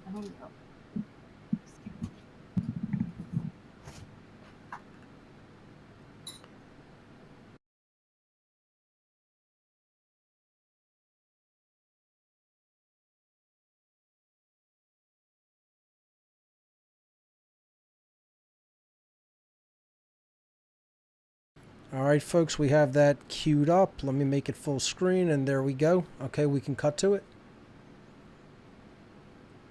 How you doing, man? I'm good. How you doing? I'm good. How you doing? I'm good. You know. I mean, my knee is a little sore from jogging yesterday, which makes me wonder if jogging is bad. Am I doing permanent damage to my knee by running on it? Is cardio in general bad? Does it speed up the aging process? Because I read this article on Facebook that says it does. But it doesn't matter anyway, because I'm going to keep doing it because I need to stay in shape, I want to look good, I'm not getting any younger, I'm 32, I'm single, I'm lonely, and I want to attract a partner. Or partners, I guess, because I honestly don't know if human beings by nature are monogamous or polyamorous. But whatever. I'm hanging in there. I'm living the dream. Actually, I'm in the process of losing my dreams. I'm avoiding inevitable death one day at a time. I'm collecting memories. I'm feeling nostalgic. I'm looking forward. I'm trying to live in the moment. I'm laughing when I can. I'm simultaneously enjoying and hating my daily routines. I woke up this morning feeling pretty groggy because I had one too many beers last night. I'm trying really hard not to beat myself up over that decision. No regrets. But I am feeling restless and confused sometimes, and antsy and freaked out and happy and excited and discouraged with where my life is at, and grateful at the same time. And I'm experiencing my parents getting older, and friends of mine from throughout my life are having babies, which makes me wonder if I want to have babies. And I'm contemplating purpose in life and the life path and desperately wanting to change the world but not knowing what to do. I'm asking why things are the way they are. How do we get here? Where are we going? Is the apocalypse imminent? Are we already in the apocalypse? Is it the beginning of a golden age? What is the deal with synchronicity? What happens when we die? Are there ghosts? Oh, blah, blah, blah. I'm chilling. I'm just chilling. Observing a world run by lunatics, where there's never-ending war and never-ending debt, where there's empty houses and homeless people, where obesity and starvation live side by side, where corporations donate money to cancer research when the chemicals in their products are most likely what's causing the cancer, where financial wealth, material gain, and fame are considered success. Frankly, I'm feeling pretty helpless because I'm too busy paying off my student loans and working 2 jobs to keep a roof over my head and food on my plate and gas in my tank to focus on any tangible solutions that affect anybody but myself. But I'm good.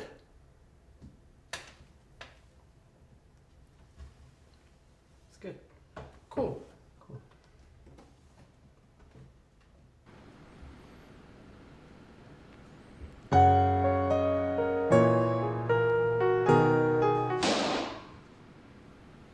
Sometimes I wonder if my posts are reaching anybody because I'm like, I'm not getting any likes. I feel like Facebook is like controlling what I'm posting, you know? Well, I have over 2,000 followers on Instagram. That's it? 300. That's how many likes I got on my last photo.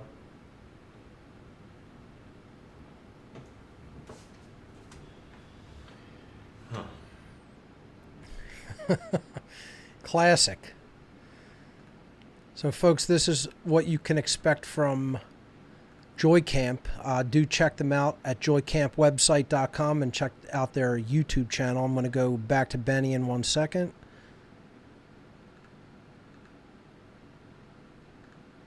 We're in Colbert. Okay. And let me make sure I'm unmuted as well on the Discord end. Give me a second. Here, I'm going to open this, actually. Okay, Benny, we're back. Cool. All right. Yeah, so we just played I'm Good. That's a classic one. Thanks. Yeah, I like it. So anywhere else that you want to take it before we start to go to calls in a few minutes? I think we have another couple of videos queued up. Let's see what else we can go to. Just cut away for 1 second. We have I'm a Conspiracy Theorist. We have Irritable Trump Syndrome. That's an excellent one, too. And we have... Let's watch that one. Okay, and we have Sonya's in that one. Yeah, we have QAnon Identity Revealed, and we have we words can and skip that one. phrases you're not allowed to say. If I had depending on how much time we have, I think the Trumpoids or the ITS, Yeah. and the censored video would be great to show. Okay, I'll play those two. We'll go to the Irritable Trump Syndrome one next, because as you said, Sonya is in that one as well. All right, here we go. I have it queued up, and we can cut to it. Great. Feeling angry? Tired of bigotry and racism? Are you experiencing spontaneous bouts of complaining? Do you find yourself triggered by just about anything?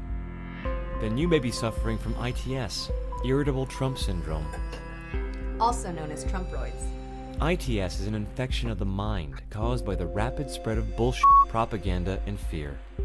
As ITS attacks your consciousness, it calcifies the pineal gland, inhibiting critical thinking and the ability to receive information that challenges a pre-existing programmed paradigm. Other symptoms may include self-righteousness, blame, passive aggression, validation through social media, circular argument, depression, arrogance, stubbornness, herd mentality, attacking those who do not agree with, standing in solidarity, constipation, stress, statism, extreme cognitive dissonance, excuses to drink, meanness, smugness, bullying, denial, white guilt, hate, thinking you're smarter than everyone, and in some extreme cases, Trump worship. In the last few months, ITS has gone viral and it's memeing hard. It seems to be infecting everybody.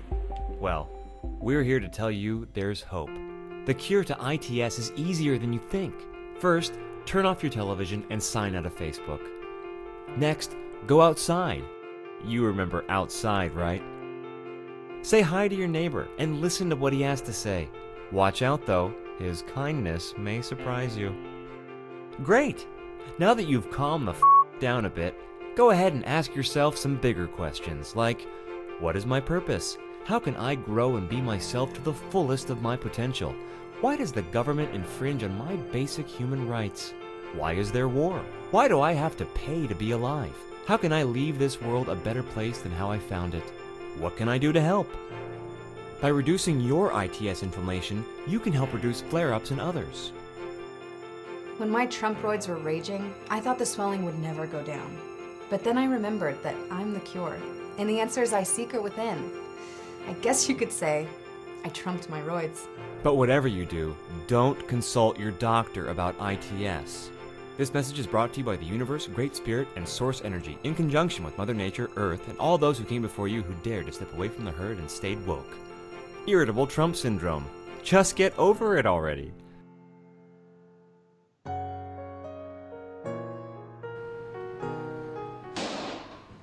Subscribe to Joy Camp, support us on Patreon, and watch more Joy Camp by visiting our YouTube channel. Be careful though, our videos may surprise you. Great stuff. Let me bring him back.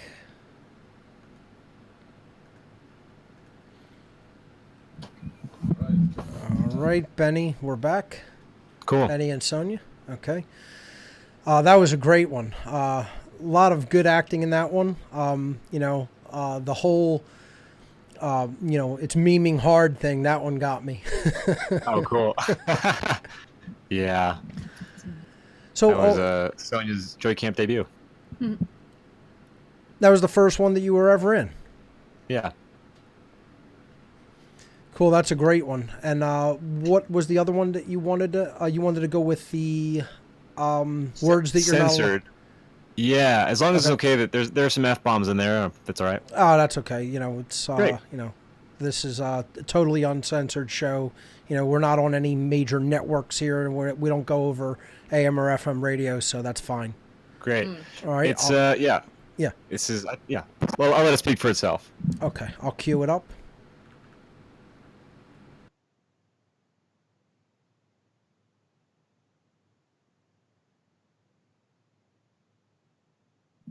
We have that video queued up so we can cut over to it.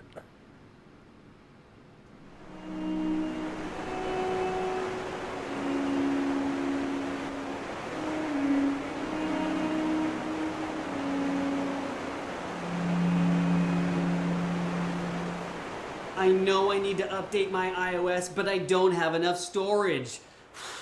This thing is so retarded. Whoa, sorry to alarm you there, little Johnny, but you can't say that anymore. What? That my iPhone sucks? No, complaining is fine. You just can't say the word retarded. Hi, I'm Peter Podesta, the progressive professor. I don't get it, Professor. What's wrong with saying retarded? I'm glad you asked, little Johnny. The word retarded is highly offensive, and we're trying to create a more tolerant, progressive society that focuses on equality and acceptance rather than hate and bigotry. Take me, for example. I used to be blinded by my own privilege, both as a cisgender male and as a white person. Whoa, a double whammy. But then I realized that I was the problem, and I've been carrying that guilt ever since. Well, geez, Professor. I don't want to seem insensitive. Can you please tell me what I'm not allowed to say anymore? I sure can, Johnny. Let's start with skin color. Here are just some of the words and phrases you can't say anymore regarding race and ethnicity. Dark skin, Indian, Indian burn, Indian giver, Native American, Aboriginal, colored, yellow, cracker, gypsy, Alibaba, Ching Chong, Guido, limey, Caucasian, minority, ethnic, exotic, urban, refugee, foreigner, spicy Latina, black sheep, uppity, octoroon, pickaninny, hillbilly, white trash, illegal immigrant, illegal alien, Uncle Tom, as well as phrases like, I'm not a racist, I have several black friends, all lives matter, and Hollywood is run by Jews. You know, Professor, sometimes I wish I had a vagina instead of a stupid old penis. Am I normal? Of course you're normal, little Billy. But be careful with the V word. A lot of progressive-minded people are simply referring to it now as the front hole. I like that. Here's a list of words you can't say anymore regarding sexuality and gender. Stewardess, masseuse, waiter, waitress, carpet muncher, circle jerk, trashy, bossy, sweetheart, honey, housewife, chick, stack, girly man, mama's boy, pansy, smear the queer, feminazi, cock, clit, cunt, pussy, fuckboy, and phrases like, you throw like a girl. I believe the most qualified person should get the job. There are only two genders. Wow, Professor, you are so articulate. Did I say something racist? No, Timmy, but you did use a microaggression. What? Microaggressions are subtle discriminations that can marginalize someone's experience. Telling me I'm articulate is a compliment, but also an insult. Here's a list of just a few of the many microaggressions you can't say anymore. It was only a joke. Don't take things so seriously. I don't see color. You have such a pretty face. When I said the same thing to other people like you, they didn't mind. You have no reason to be depressed. I never owned slaves. You should smile more. There are also some things people say that are not only hurtful, but dangerous. Like? 9/11 was an inside job. Vaccines contain harmful ingredients. I have some questions about World War II. No one died at Sandy Hook. Pizzagate is real. Lock her up. I'm proud of my European heritage. The jury is still out on global warming. The earth is flat. I like Donald Trump. Well, what'll happen if I say some of those words, Professor? Well, Timmy, you could get publicly shamed for using hate speech, or even worse, banned from social media sites like Facebook, Twitter, and YouTube. So what did we learn here today, Jimmy? Sticks and stones can break your bones, but words can break your heart. They sure can, Jimmy. They sure can. But I feel like we might have missed a word. What word is that, Johnny? I don't know. Something's telling me that we're missing a really bad word. Well, nothing's coming to mind. Well, what comes to my mind is the worst word of them all.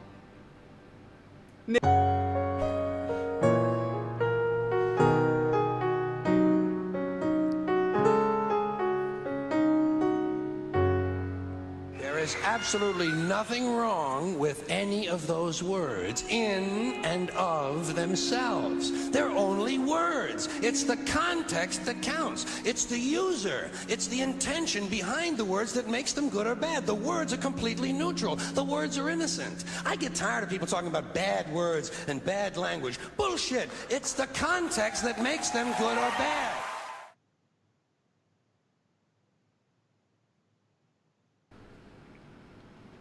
Absolutely brilliant. And, you know, putting George Carlin at the end there, that's, you know, that's phenomenal because, you know, he's talking about the context of things. This is like kind of what I talk about when it comes to occult knowledge. People thinking it's bad, you know, thinking symbolisms inherently in and of themselves are bad. You know, it's the context, it's the way it's used, it's who's using it and for what reason. So I love that you interjected that in there, and that was like an incredibly funny one, and that's one that, you know, that'll really burn the whole leftist censors to the ground, you know, because you included every single denomination and everybody in there. They won't know what to make of that. And I like how you injected the idea of censorship, and then even, you know, both of you guys turned aside and paused there for a moment of silence. Have you been censored in any way on social media or YouTube? Yeah, absolutely. We noticed the difference in our just everything about our channel a few years ago. We used to have a video called, I don't know if you've probably seen some of our award show videos we have, and we had one that was called the Illuminati Puppet of the Year, which was a Grammy video, and it was far and away our most popular video in view count. Yeah, that was a great one. It was, yeah, well, it was trending and going viral, and we were up to about, I don't know, 300,000 views or so, and then YouTube took it down, saying we were violating copyright, etc. And then shortly after that, they took down one of our Oscar videos for, again, copyright stuff. Even though we're protected under fair use and parody law, they didn't care. And ever since then, we've just noticed that things on the channel have been strange. Now, granted, we're not ones to put videos up every single day, so we've never really, you know, tried to build momentum in that way. But just little things like that video, I'm Good, we have a screenshot of that video at 99,000 views within maybe 2 days of putting it online when we put it up a couple years ago. And then the next morning, it dropped all the way down to 30,000 views. So there's some tampering going on. There are... Every time I go speak at a conference, like overnight, the view count dropped by that much. Yeah, exactly. Yeah, that's definitely deliberate. Yeah, and so we get people who are dropped as subscribers all the time. I have people coming up to me constantly saying they don't get our, you know, they don't get notifications in their feed about us, that they have been unsubbed to the channel. And recently we had a video called "Stand Up to Cancer Causes," which I filmed at Anarchapulco a few years ago, and people in it like Luke Grudowski and James Corbett and a lot of other people. And the whole point of the video is to tell people like what causes cancer and how to avoid these things in order to maybe not get cancer. And so it's an empowering video. And basically in the video we say, sit down and do your own. Don't you know, stand up to cancer by giving away your money. Sit down and do your own research. And that video got taken down from YouTube and Facebook in the same day for, quote, inappropriate content. So we've definitely felt the backlash somewhat. I mean, we're glad that our channel hasn't been taken down, but there's definitely, we feel like it's been compromised for a couple of years, and they've definitely just blatantly taken videos down for sure. So we feel it. Don't you have a strike against before it's even published? I don't know. It was like flagged for something. Oh yeah, for music. Yeah, well that happens too though. Yeah, so we definitely felt it.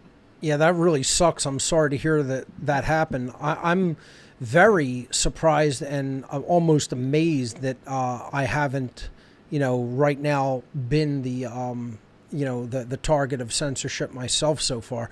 I talked about it a little bit last week. I really don't think they even know what to make of my material and don't want to really call any attention to it. So, hopefully that'll continue, but who knows where this will go, how bad this will get in the future. But I think it's definitely a slippery slope that we're on regarding it, and I think more people have to speak out against it, because these tech companies, they think they're God, and they think they can literally prescribe what thoughts people are allowed to have. That's how bad it's gotten.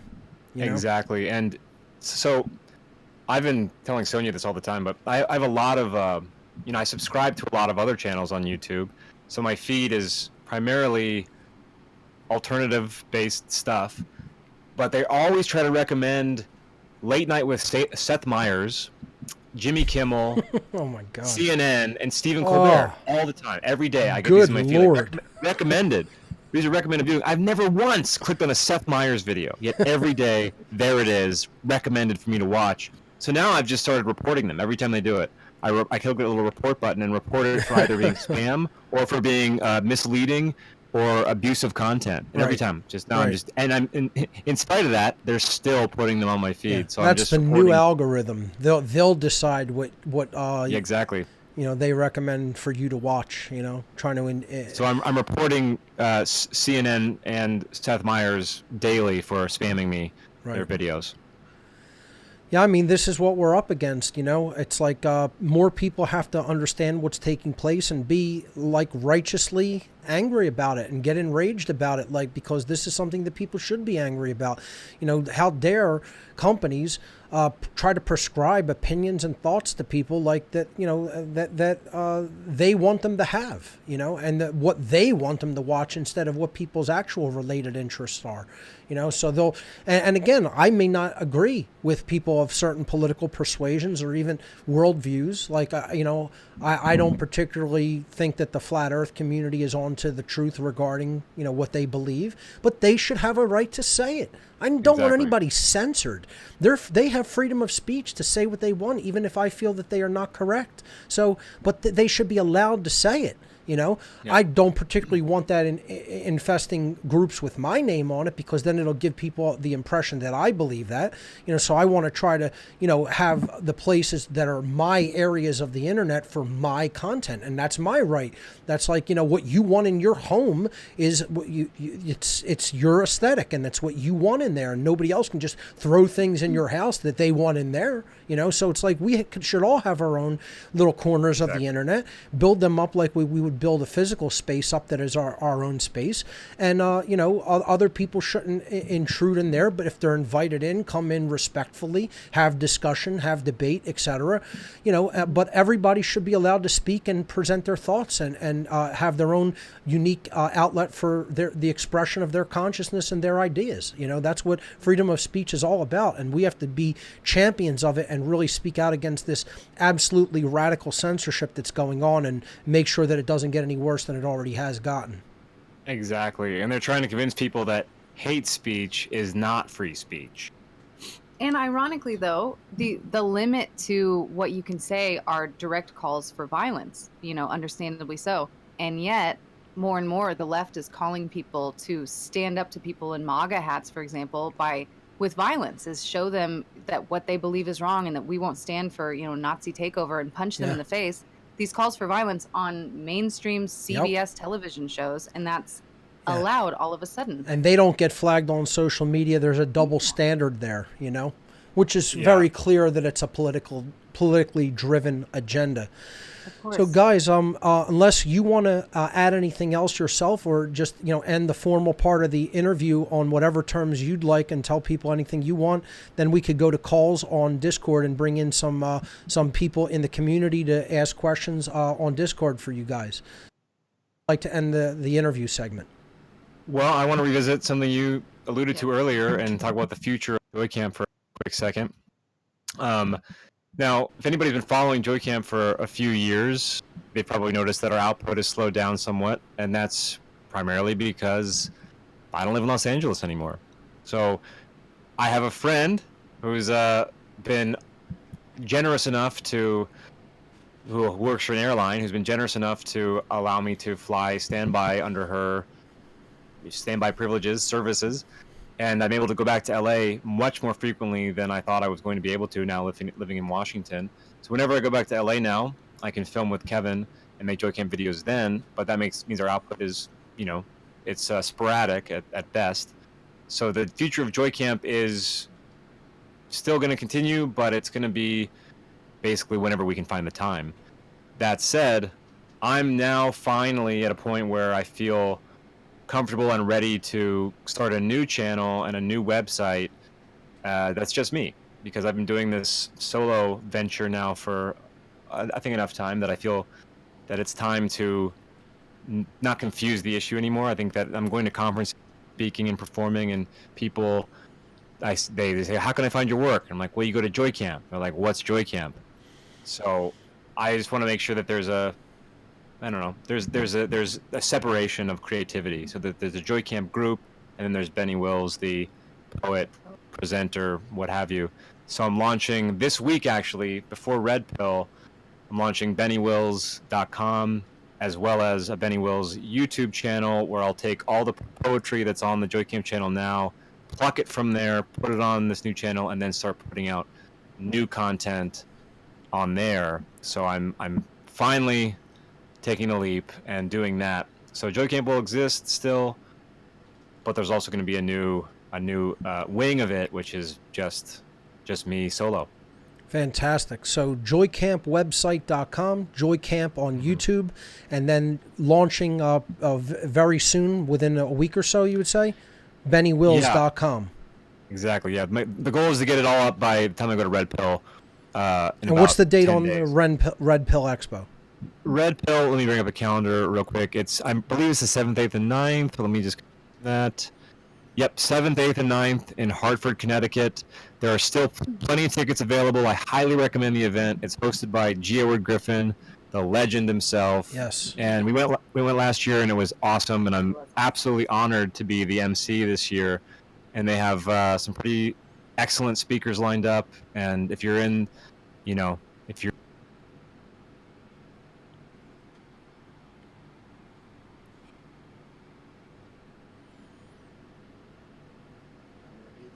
7th, 8th, and 9th. And will you be emceeing and doing your performance art as well? Yes. I'll be performing as well.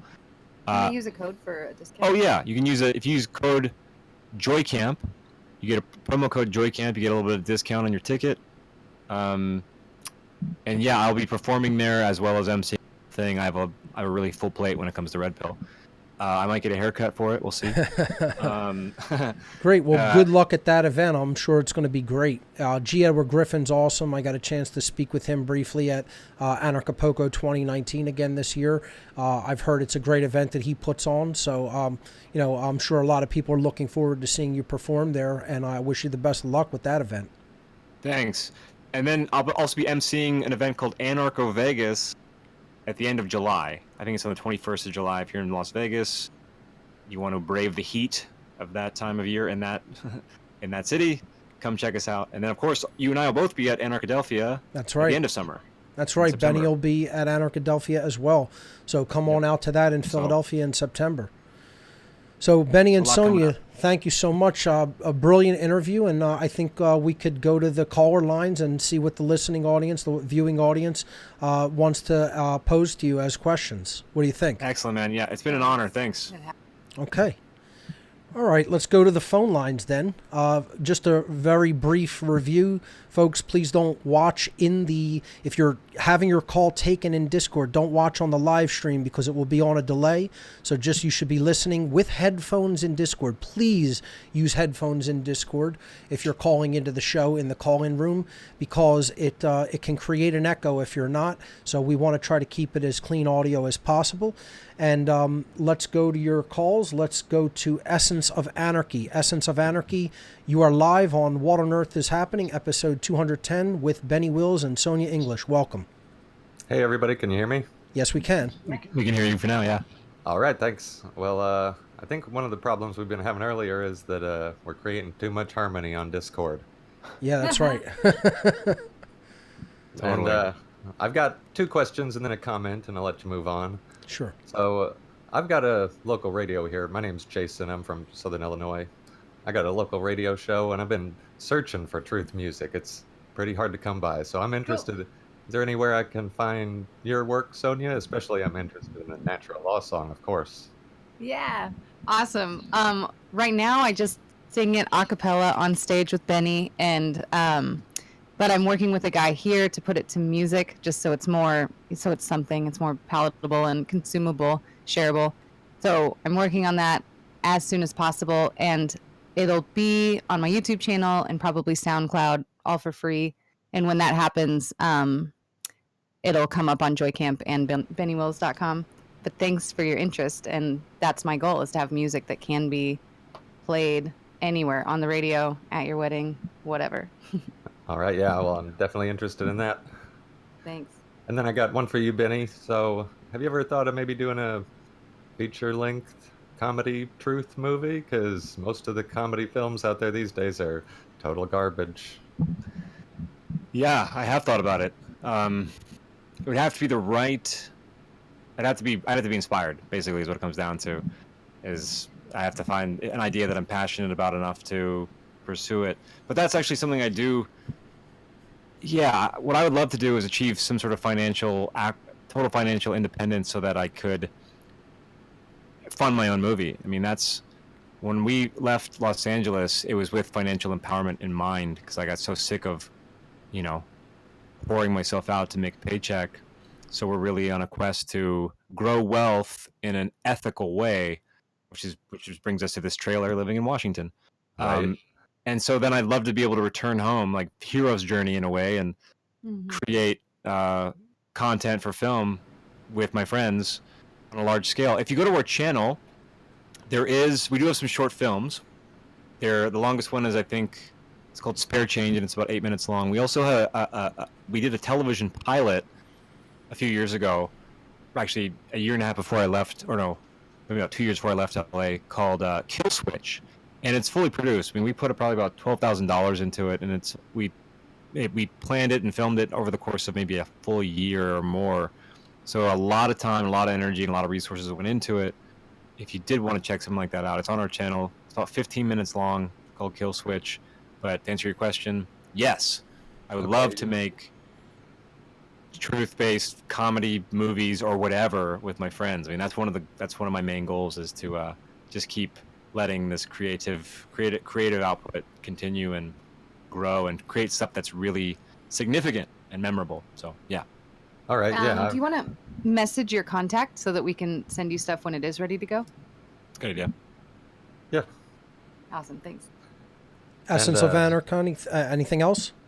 I had one more thing. Sure. That I feel like a lot of people don't really understand about the transgender and the gender narrative at the moment.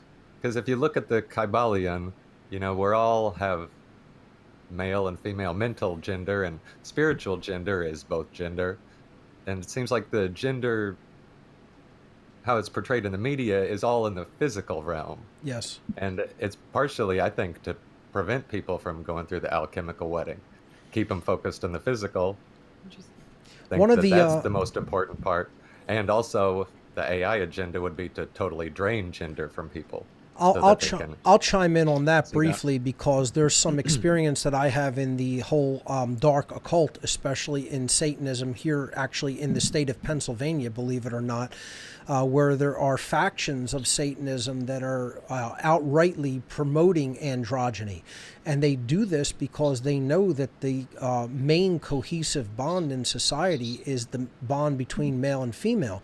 And in order to weaken society in the deepest way possible, they want to androgynize people, because of people who are more uniform in a sense of not having unique characteristics of their own, and even forming a bond between the sexes, is going to play into the divide and conquer agenda and make people actually easier to control. This is something that if you want to really look into on a deeper level, you should try to find online and read some of the works of the Whitehall Church of Satan. It's an organization that I was briefly involved with and had some affiliates with when I was involved in Satanism in my past. Whitehall is a small town outside of Allentown, Pennsylvania, And there's writings of this organization directly related with converting society to an androgynous path. So it's something that definitely certain factions of the dark occult have within their tool set, and it's part of their agenda. No question about it in my mind whatsoever. So I just wanted to chime in with that aspect of what Essence of Anarchy was talking about.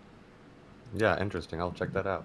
Sure. Do All you right, guys well, have anything to conclude about that, Essence of Anarchy? Thank you I have for the call. I have lots of thoughts about all that. Sure. But I won't go into detail. But one thing that I think is, I feel like the blurred lines of gender now, the fact that they're trying to convince us that there's more than two genders is the real world equivalent of 2 + 2 = 5 from 1984. They're trying to change something that is a fact and make us, so that further discombobulates us so that our sense of reality is no longer rooted in truth. It's the real life that this idea that there's more than two genders is the direct in our world example of 2 + 2 = 5. It's definitely that type of obfuscation that is taking place, and they want people to believe that reality is whatever the people who push the official mainstream narrative say that it is. That's where they want to get people's minds. That's how weak minded of a state that they want to get people into, where we just accept whatever their pushed reality is that they force feed down our throat through the mainstream narratives. Mm-hmm. So let's hear from Chicken Cam, and we're live on What on Earth is Happening. Welcome. What's up, Mark? It's Carmen from State of Anarchy. Hey, Carmen, how you doing? What's up, dude? Hey, Benny, how's it going? Carmen Hey, is what's up, man? one of the co-hosts of the Anarchadelphia Conference. So, Right on. Carmen, what do you have for Benny and Sonya today? I love how this sort of the focus seems to be on the whole gender bender thing. That's something I weirdly watched like a 3-hour documentary on the other day and got really into the rabbit holes with all that. And it's funny because I like how Benny pointed out how it seems to be so aligned with this corporate agenda, and it really destroys the whole like sort of rebellious vibe that the whole kind of movement claims to embody. You know, they really kind of are in line with like the powers that be, and I'm not sure they realize it, and that's something that we really have to, I think, make apparent to people. That's my opinion, at least. What do you think, Benny? Yeah, well, I think they've also, I mean, this term toxic masculinity is thrown around all the time, which is just masculinity. So they've demonized men. So basically anything a man has to say is now in danger of being toxic and offensive to someone. And if you've demasculated the population, then you've demasculated the part of the population that would stand up against the authority and stand up for that uprising. So that if you have all women thinking that men are toxic, that makes us also weak, that we won't be able to, we won't have the balls to stand up to this tyranny. I couldn't agree more, man. And it's funny. I remember growing up in life, like being pushed away from, sort of natural behaviors that I learned later in life was just masculine energy. Do you know what I mean? Like expressing your opinion, even if nobody asked for it. You know what I mean? So many people so many people think that that's like a super negative thing. And in certain contexts, you don't want to be a jerk or anything. But like just in general, the outward expansive energy of masculinity is demonized. Like it's got a whole new moniker on it. And you're right, it is to sort of quell, it was the men of the world who got up and, I mean, still to this day fight in the wars and stuff. I mean, that's kind of how it goes. And like, if you can take that out of the army of the humans and the people who are like, I guess like the plebeians is sort of like the term people are referring to the common man as now. If you take that masculine element out of it, it makes them that much easier to subdue.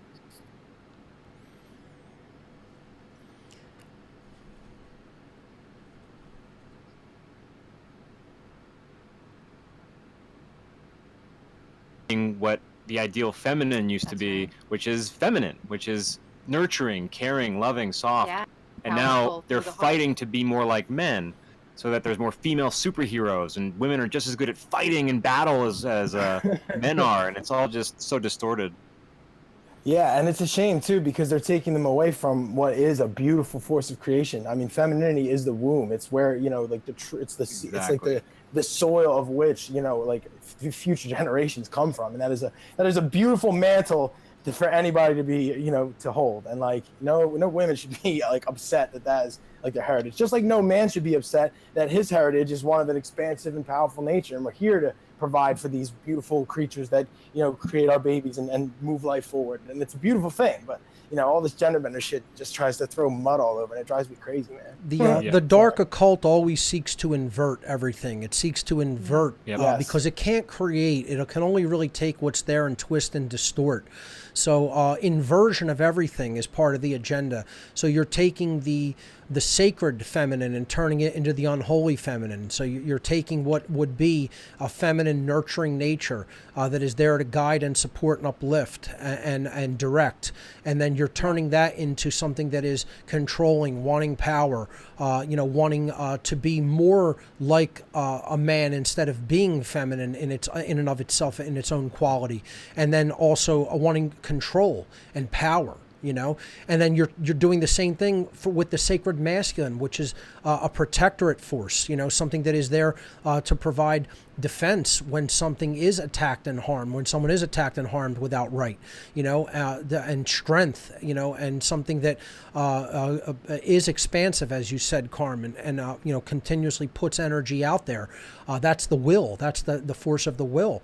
And they want to take that and they want to pervert that and turn that into the unholy masculine, or the control freak mentality that we see in police, military, politicians, any aspect of the state. This is all the controllers, this is all the dark occult can do. They can only invert, distort, and pervert. They can never really create using true creative energy. They can only take what is there that nature has provided and given us and turn it into its polarized opposite, twisting and distorting it and perverting it into the opposite that nature intended it to be. Mark, that is exactly what they do. And I'll leave it on this one sort of eerie note that's in exact alignment with what you said about them taking nature and inverting it. So that 3-hour documentary that I watched, their agenda, one of the most disturbing parts of it was how much photographic evidence there was that there are political figures, celebrities, I'm talking A-listers, that are actually kick me off again. That are actually inverted. They're like they invert their gender. Change the connection. Your guys' audio. I'm sorry, Carmen. We're having a video issue. Benny and Sonya, you're back in on Discord, but your Skype connection dropped. I'm going to try to drop the call and reestablish it.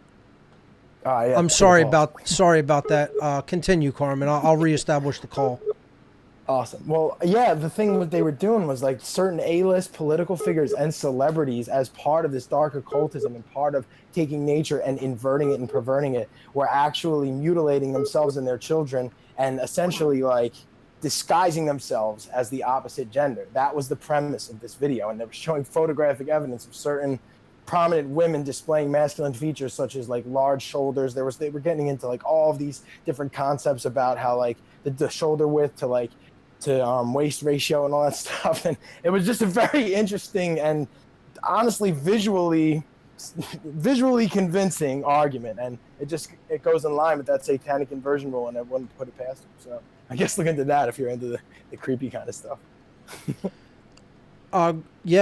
Great points. I mean, I think that's definitely part of the agenda that they want to put out there. They want people confused. They want people divided amongst themselves, even internally divided, so that they don't even really understand, themselves. So it looks like we have Benny and Sonya back. Let me drop the connection there. Do we have you back on Discord, Benny? I'm not hearing his audio.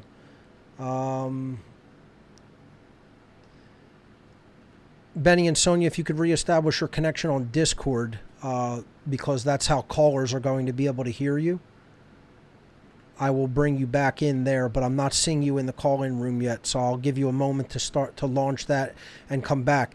But Carmen, setting aside, that aspect of the discussion, let's talk a little bit briefly while I have you on the line about the Anarchadelphia Conference and how that looks to be shaping up, since Benny and myself and Sonya are all going to be a part of it. How do you see it shaping up going forward? Everything's coming together perfectly. We actually, I guess I'll make this a public announcement. We acquired a second location directly across the street from our current location to sort of accommodate the expanding sort of requests from the speakers to hold workshops and also showing films and stuff like that. So we're actually expanding the actual venue because of interest and everybody's sort of like participation, which is awesome. But what is actually happening sort of on a macro scale, which is even more exciting, that Benny is also going to be at Red Pill and Anarchovegas, which we're also going to be at. So you're starting to see this Anarchapulco, Red Pill Expo, Anarchadelphia, Anarchovegas, almost like equivalent to like an international like world tour of anarchist conferences to like really spread and seed this information and have people network and really build a network of connected freedom fighters. And that's what I see happening above all of these things, which is super exciting. And I love that we're all a part of it. Yeah, and I mean, you could add things like the AV conference in England to that.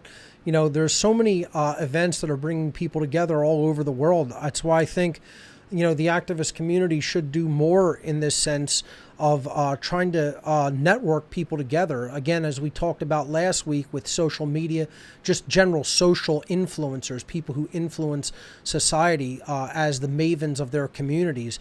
There is that aspect of the connector, the networker, the one who can bring people together. They may not be the main influencers, but they are ancillary influencers in the sense that they will bring the community together and bring the main influencers together in the same places and network them together to establish stronger bonds within the community. And I think that's what the whole freedom movement needs much more of, because it's still a loosely conglomerated groupings of individuals who really have to, again, engage more to get down to those root core principles, those first principles that Benny and Sonya and I were talking about earlier, and get on the same page regarding those things that are about true objective morality and learning natural law and truly learning and exercising the difference between right and wrong behavior. When we get on the same page about those first principles, there's no telling how much this could expand and have an influence in the rest of society. I completely agree, and that's why it's so exciting to just go forward and be a part of it. And I want to thank you and Benny, and of course, this lovely guest is invited to Anarchadelphia as well. I want to see all of these powerful souls there, and I want to have all this energy sort of like, concentrate so that it can, be that much more powerful. And I just can't wait, man. It's going to be super, super exciting. You can head to anarchadelphia.com if you're interested to learn more. Mark, thanks for having me on. I don't know if Benny's back on, but if he is, thanks for hanging out. Carmen, thanks so much for calling in. Unfortunately, it looks like we have lost Benny and Sonya. It looks like their internet connection has failed on them. If they are listening somehow through the stream, maybe on their phone, if you guys can just get connected on your phone through Discord, we can continue with calls for you guys without video. For the duration of the show, if you could just get connected back in Discord, if you download the Discord app on your phone and connect there, if you're having problems with your internet connection in your vehicle. So when you do reestablish the connection, Benny and Sonya, just get back into the WOEIH call-in room, okay? And I'll bring you in through there, and we can continue with audio only with the calls. But if you could reestablish the connection on Skype, that would be fine as well. So whatever you're able to do, I will bring you back in. For now, callers on Discord, you're just going to be presenting your questions to me for the duration of the show, or unless Benny and Sonya are able to reestablish their internet connection. I'm very happy that at least it lasted through the main part of the interview, and I apologize that some callers will not get to pose questions to them. Okay, looks like Benny is back in the room. Let's go. Benny, are you there? Yes, I can. Okay, I'm going to try to bring you back in via Skype as well if you're on Skype. Let's try to reestablish your video as well. And then just mute your connection on Skype. So we're all right. There we go. Okay, we have you again. We were just totally kicked off our internet. No idea why. Yeah, I figured that's what happened. No worries, and these things will happen. It's a live broadcast. Transgender, like we were saying. Yeah, Carmen and I sort of wrapped that up and just started talking a little bit about the Anarchapulco Conference itself and how that's shaping. Anarchadelphia Conference itself and how that's shaping up, and it looks to be really coming together. So hopefully, it's that momentum is going to continue, and it's going to be a great event here in Philadelphia this fall. So let's continue with our callers, and let's go over to Apox. Apox, you're live on What on Earth is Happening, episode 210 with Benny Wills and Sonya English. Welcome to the show. Hi, Mark. Thanks for taking my call. And it's been a good show, I think, with your first guest on there, or pair of guests. So I'm glad to see everyone here. Thank you. Yeah, we're here. Yeah, so my first question, or I just have two comments, I guess. I'd like your take on them, if that's okay. Sure, go right ahead. Okay, so my first comment and question was about actually television, because I know Benny was, he's been acting for a long time. So there's been some shows that I've been watching recently that were actually made and written in the 50s, and I noticed there was quite a difference in the way like television and that type of media was produced back then compared to it is now. So it seemed like back then, the shows I'm specifically referring to are The Twilight Zone, Outer Limits, and Combat. So have you heard of any of those three shows? Yeah. I've watched plenty of Twilight Zone for sure. And I find that these shows were created just like completely differently. Like it seemed like every episode there was a meaning or a message behind it. Like it was trying to teach you something. And now it seems like every show, like obviously there's still some good shows, but there's a lot of sensationalized violence and sex and just based on shock value entertainment. So I was just wondering,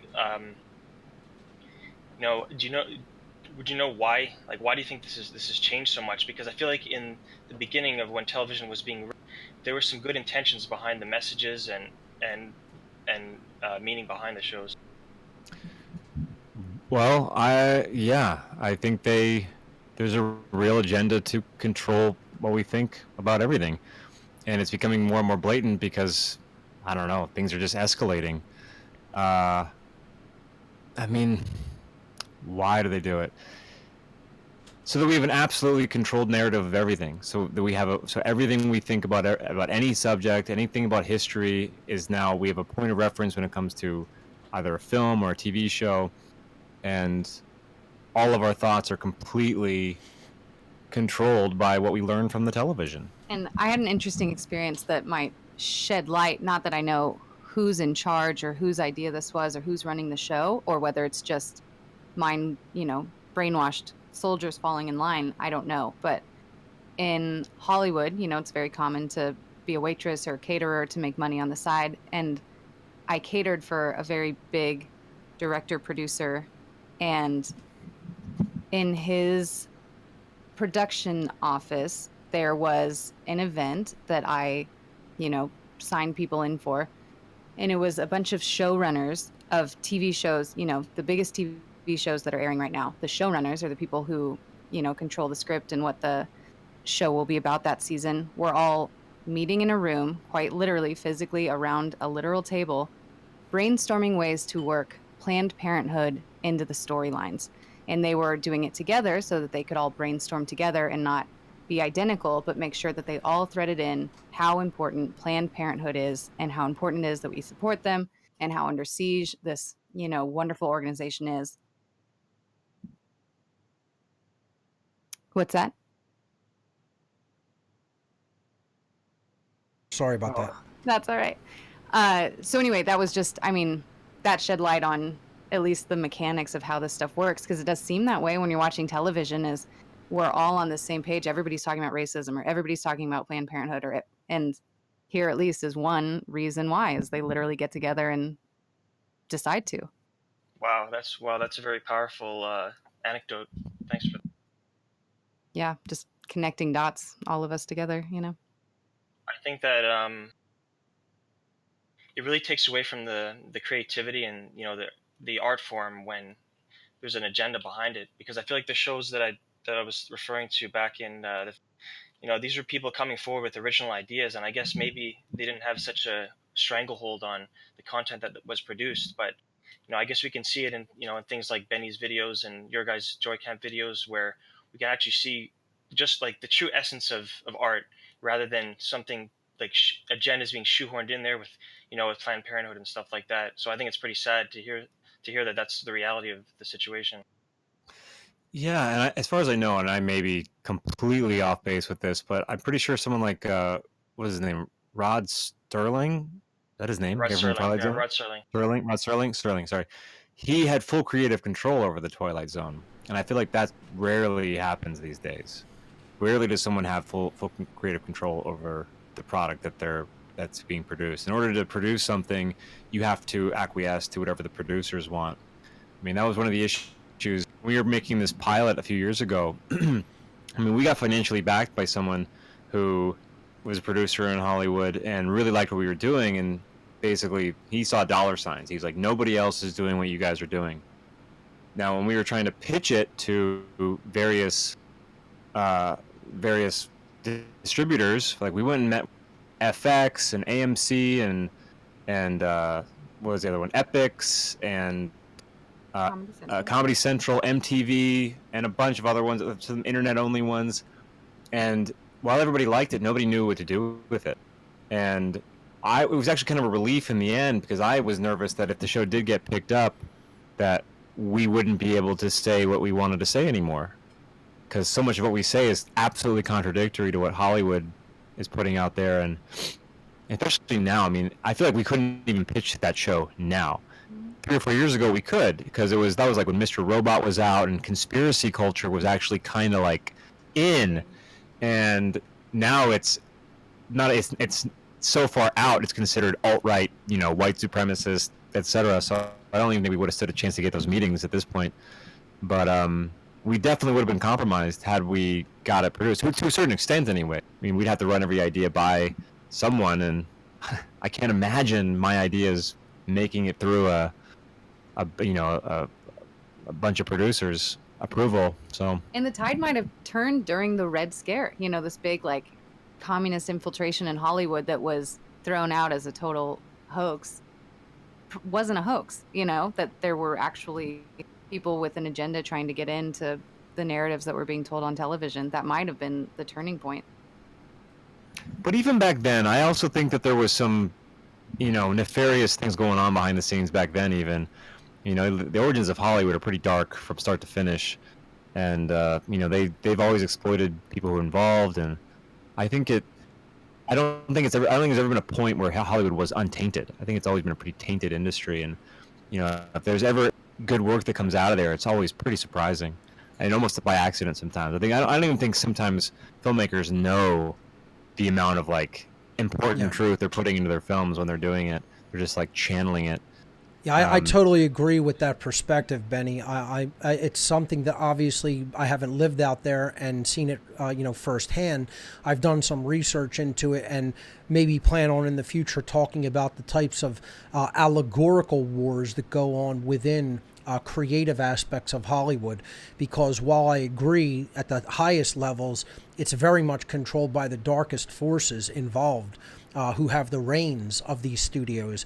There are some producers that have tried to slip in allegorical content and put it out there if they can get it past the eyes of certain people that are the gatekeepers within these studios, and then they could reach a huge listening audience. I think filmmakers who have done that in the past, obviously Stanley Kubrick has to be the first one talked about. He's done it in probably the biggest way out of any other producer in history.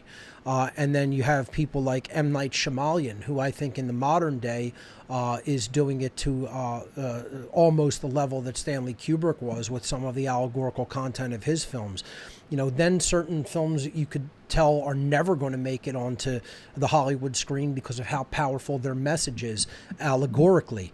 Probably one of the most popular science fiction novels of all time is Robert Heinlein's Stranger in a Strange Land.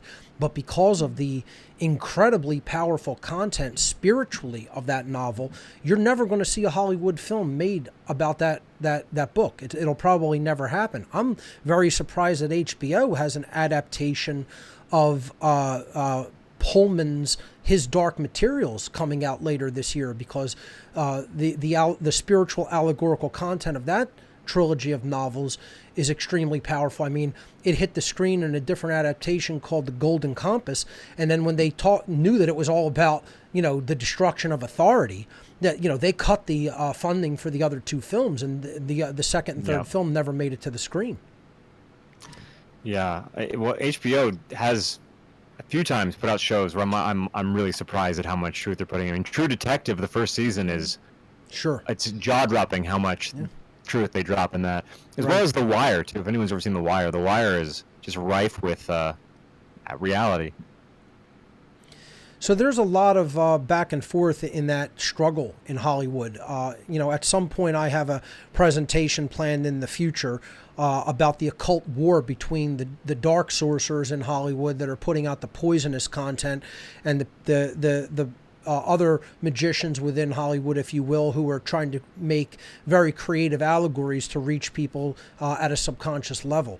So, it's something that we definitely talk about here on What on Earth is Happening, and I appreciate you guys lending your perspective on, what's going on within that battle inside the Hollywood community. Absolutely. Are you still working on your presentation about that? I have it planned in the works. It's not going to be out. I'm not going to be delivering that for a while. The next big presentation I have, just for myself outside of a conference. Of course, at the Anarchadelphia Conference, I'll be doing The Sacred Gift of Anger, because Carmen particularly liked that topic and wanted me to focus on that at the conference. So I agreed to that.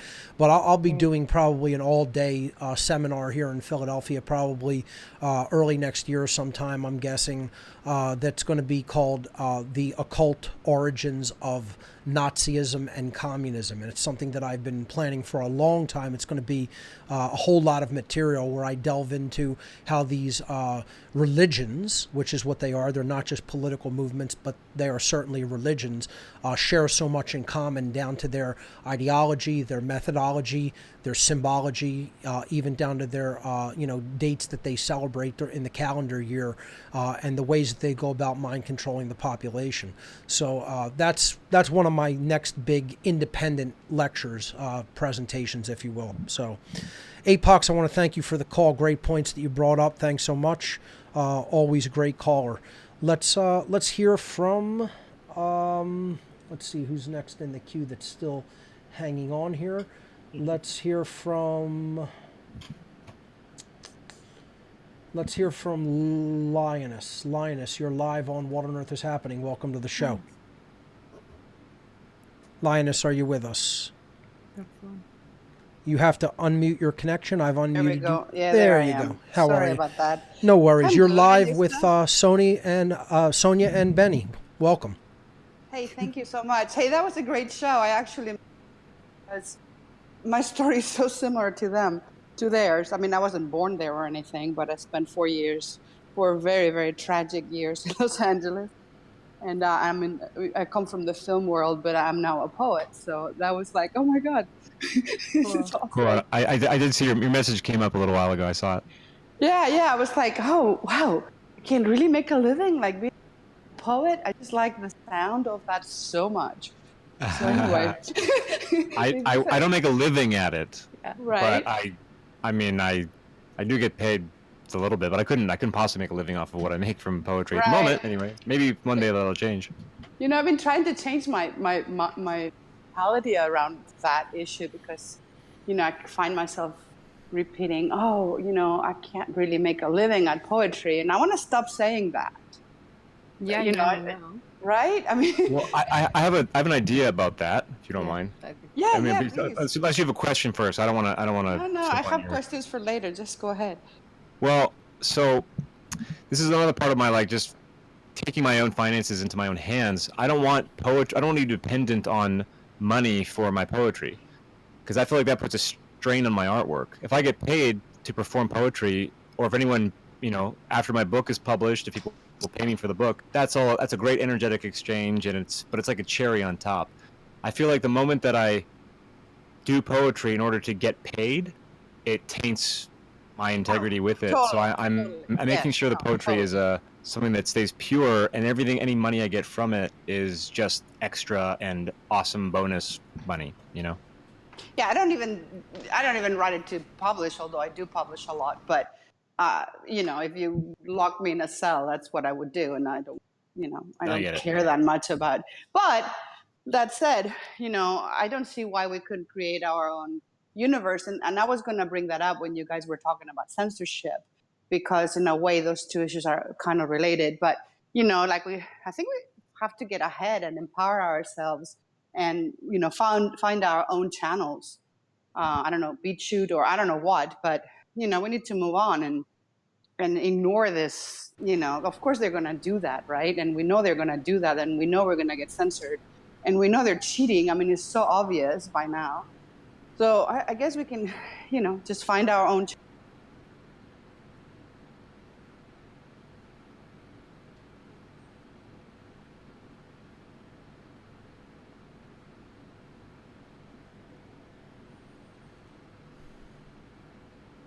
Everything, right? So I was trying to figure out a way, how could we undo everything? And of course they never went. They would say to me, it was so cute, they were like, that's too French. And I would be like, well, but everybody's thinking about this. People are really thinking about new ways to eat, new ways to live, new ways to teach their children.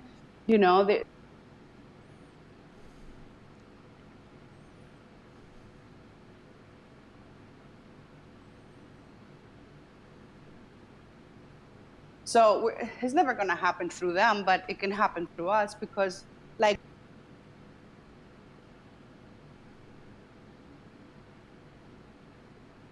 by the way, your videos are awesome. I was laughing. I wanted to say, guys, I think what you guys do is so important. No, because it's kind of the balm, it's the soothing part of all this shit. It's hard what we're doing, right? I mean, it's really hard, and you're really alone, and it's really dark, and there's a lot of, suffering involved in a way. But when you make fun of it, then it's just the most joyous, funny thing. And I think it's so needed. It's so important that is a part of it. It's super important. And also, I think it's a very direct way to do it. It's like music, right? It bypasses the intellect a little bit. Mm-hmm. So, yeah, absolutely. Well, I really appreciate that feedback. The balm, I like that a lot. It was awesome. Yeah, and I was asked to Mark if he could show your your censor videos as well, and that's something I think we need to do. Like, what the heck are they censoring? I mean, what the fuck, right? I mean, come on. I think I have a couple more queued up. Maybe we could end the show on. I'm not sure if Benny and Sonya have a preference, but maybe we can. Ones? I'm not sure which ones we have queued up. I'll no, let I them don't. know. The censored ones are not. We have backups of everything that's been censored, but I didn't send you links because they're not public on our channel. They're not online, right? Okay. Yeah. So that's one thing I think. I mean, I think we need to take this very seriously, because this is not okay. You have your creative content, and you put the effort, and we have something to say, and we're grown-ups. There's no one that can tell us whether we can show this or not. I mean, that's up to the public to say, you know what, I don't want to watch this. Let me mute it. Or I want to watch it. We're all adults. And the fact that they're taking things down is completely...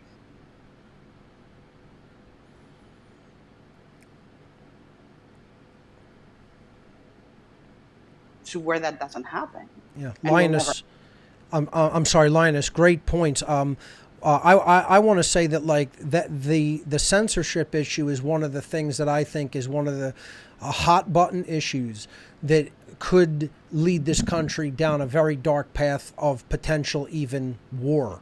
Because when you make it impossible for the truth to be communicated, you are leaving a lot of people no other option but a physical option.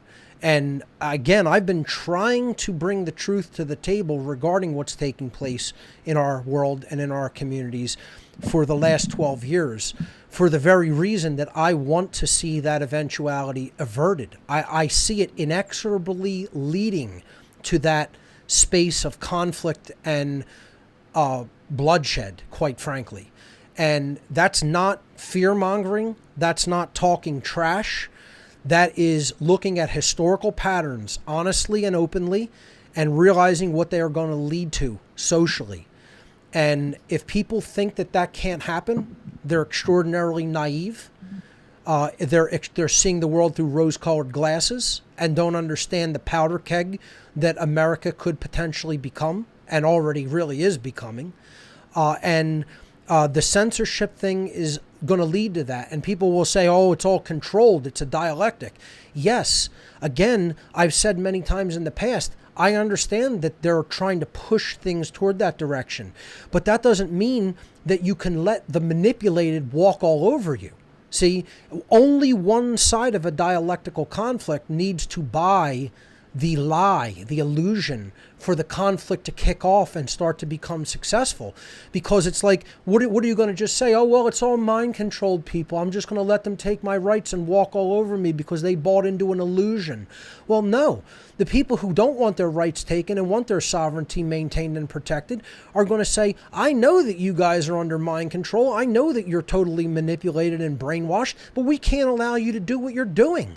That doesn't mean that just because you, like a naive child, have let yourself in your weakened condition, in your spiritually and psychologically weakened condition, allowed yourself to be taken over, okay, and be cut off from true spirituality and any source of truth whatsoever. That doesn't mean we're going to let you, as infantile spiritual children, brainwashed children, take our rights as truly awakened and spiritually understanding individuals. You're not going to take our rights away just because we understand you've been polarized into a dialectic thought process.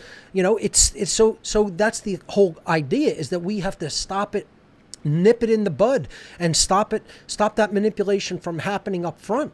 We haven't done our job in that regard, and that's why we need a doubling down of our effort to try to really reach these people at some level to wake them up out of this trance. Otherwise, inexorably, especially here in America, as this censorship agenda gets pushed more and more and freedom of speech gets taken away, you're not going to see America back down in the ways that a lot of the rest of the countries of the world have backed down, because a culture of self-defense is way too strong in America for that to happen. Now, you may not see it on the scale that some of us would like to see it, but I'm telling you, it's going to be on a scale that is going to, if we allow it to go that far, is going to be at an unimaginable level of suffering, violence, and bloodshed. And that's what we're all really trying to avoid here. This is what on Earth is Happening has all been about, to try to bring this information about what's taking place politically behind the scenes and occultically behind the scenes, regarding mind control. We're trying to bring that forward to avert that eventuality. So, Benny, I'll let you respond to what, Linus was saying and what I added on to that, and Sonya as well.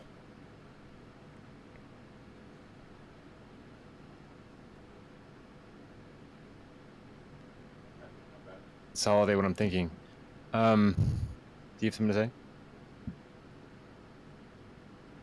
What was the kickoff? What was at the heart of her question? Well, she's getting into like the types of censorship that's going on, blacklisting of people off of social media, talking about that we have to start our own networks. That hasn't really been very successful, because if you look at some of the alternative video sharing communities that are out there, they pale in comparison to the numbers that things like YouTube and Facebook make possible. Yeah. That is for sure. You're probably going to say what I'm thinking. Oh, I think that the problem with all these alternative platforms is that there's no incentive for people to leave platforms if they're buying into the narrative from the mainstream media. They have no incentive to leave Facebook. They have no incentive to leave YouTube. They're the ones who think that censorship is a good thing, so that we end up getting put into an echo chamber where we're not going to reach anybody. But so even for the people that do see the censorship taking place and they're affected by it, when people say, well, let's form our own communities or platforms elsewhere, there to me really aren't that many viable alternatives. There's a few that have been postulated as alternatives, but if you really try to use them technologically, they're abject failures. If we're to be honest, if we're to be really honest with ourselves, like DTube has been proposed as a potential alternative, and it's unusable. I'm sorry, guys. I love the crypto community. I think putting things on blockchain is a great idea so that they can't be censored. But if anybody has practically tried to use DTube for larger, long videos. I mean, you try uploading a 3-hour video every week. I don't care how you have it compressed. DTube's not really an option. It's an abject technological failure, and I really hope that anybody who might be involved in that community is listening, and it reaches people who are developers in a platform like that, because I love the idea, but the implementation obviously needs to be improved. So I want to add on to that too. Sure. Well, I really am a free market capitalist enthusiast. That said, what I don't like about a lot of these alternative platforms is there's a financial incentive, and I think that muddies the waters as well. So then you're posting with money in mind to get points or to get some sort of like tokens or something, right. And that keeps it from being authentic. And it becomes, again, a popularity contest, a status thing, so that you have more points than someone else. And I just don't think while that's an interesting addition, I don't think it's necessary at all.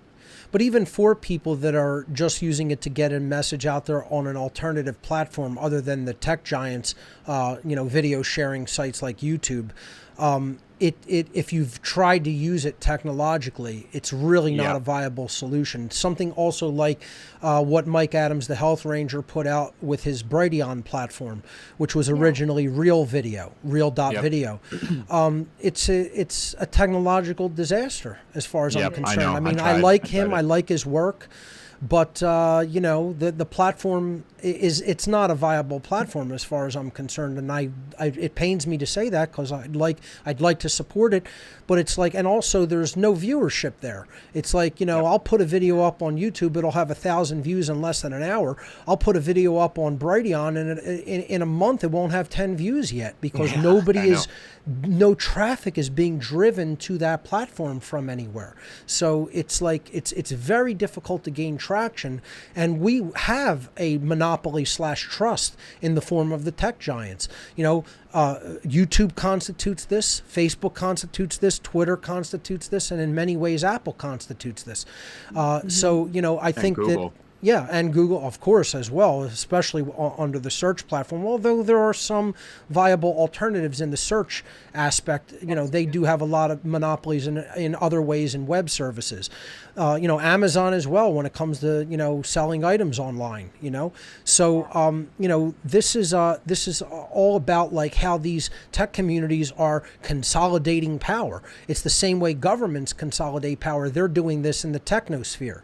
And, again, my original question to you guys, building off of Linus's comments, is this is a very dangerous slope to go down, especially here in America, because this is what's going to drive further political polarization, and it's going to drive what I see as an inexorable civil war if we're not careful. And again, I've been trying to avert this, and I think people need to be honest with themselves that this isn't going to be, there's too much of a culture of self-defense and a culture of weaponry here in America that the American public at some point it's going to explode like a powder keg as far as I'm concerned. I see it bubbling beneath the surface.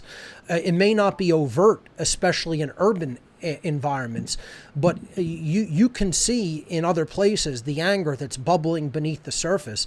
And if that powder keg goes off here in America, there's not going to be any putting the lid back on that can or stuffing the genie back in that bottle. When it goes off, the bomb will not be unexploded. It will affect everybody. And again, that's what I'm trying to avert.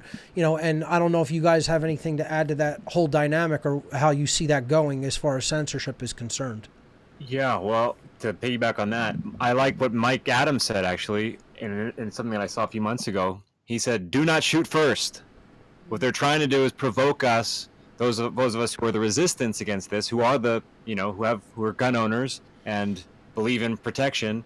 Do not shoot first. because they want us to shoot first, because that would provoke a civil war. So we have to be calm and patient. Guys, that's all the time we have. Thanks so much, guys, for being our very first guest here on the new video edition of What on Earth is Happening. Ladies and gentlemen, Benny Wills and Sonya English. Check out joycampwebsite.com, bennywills.com coming up.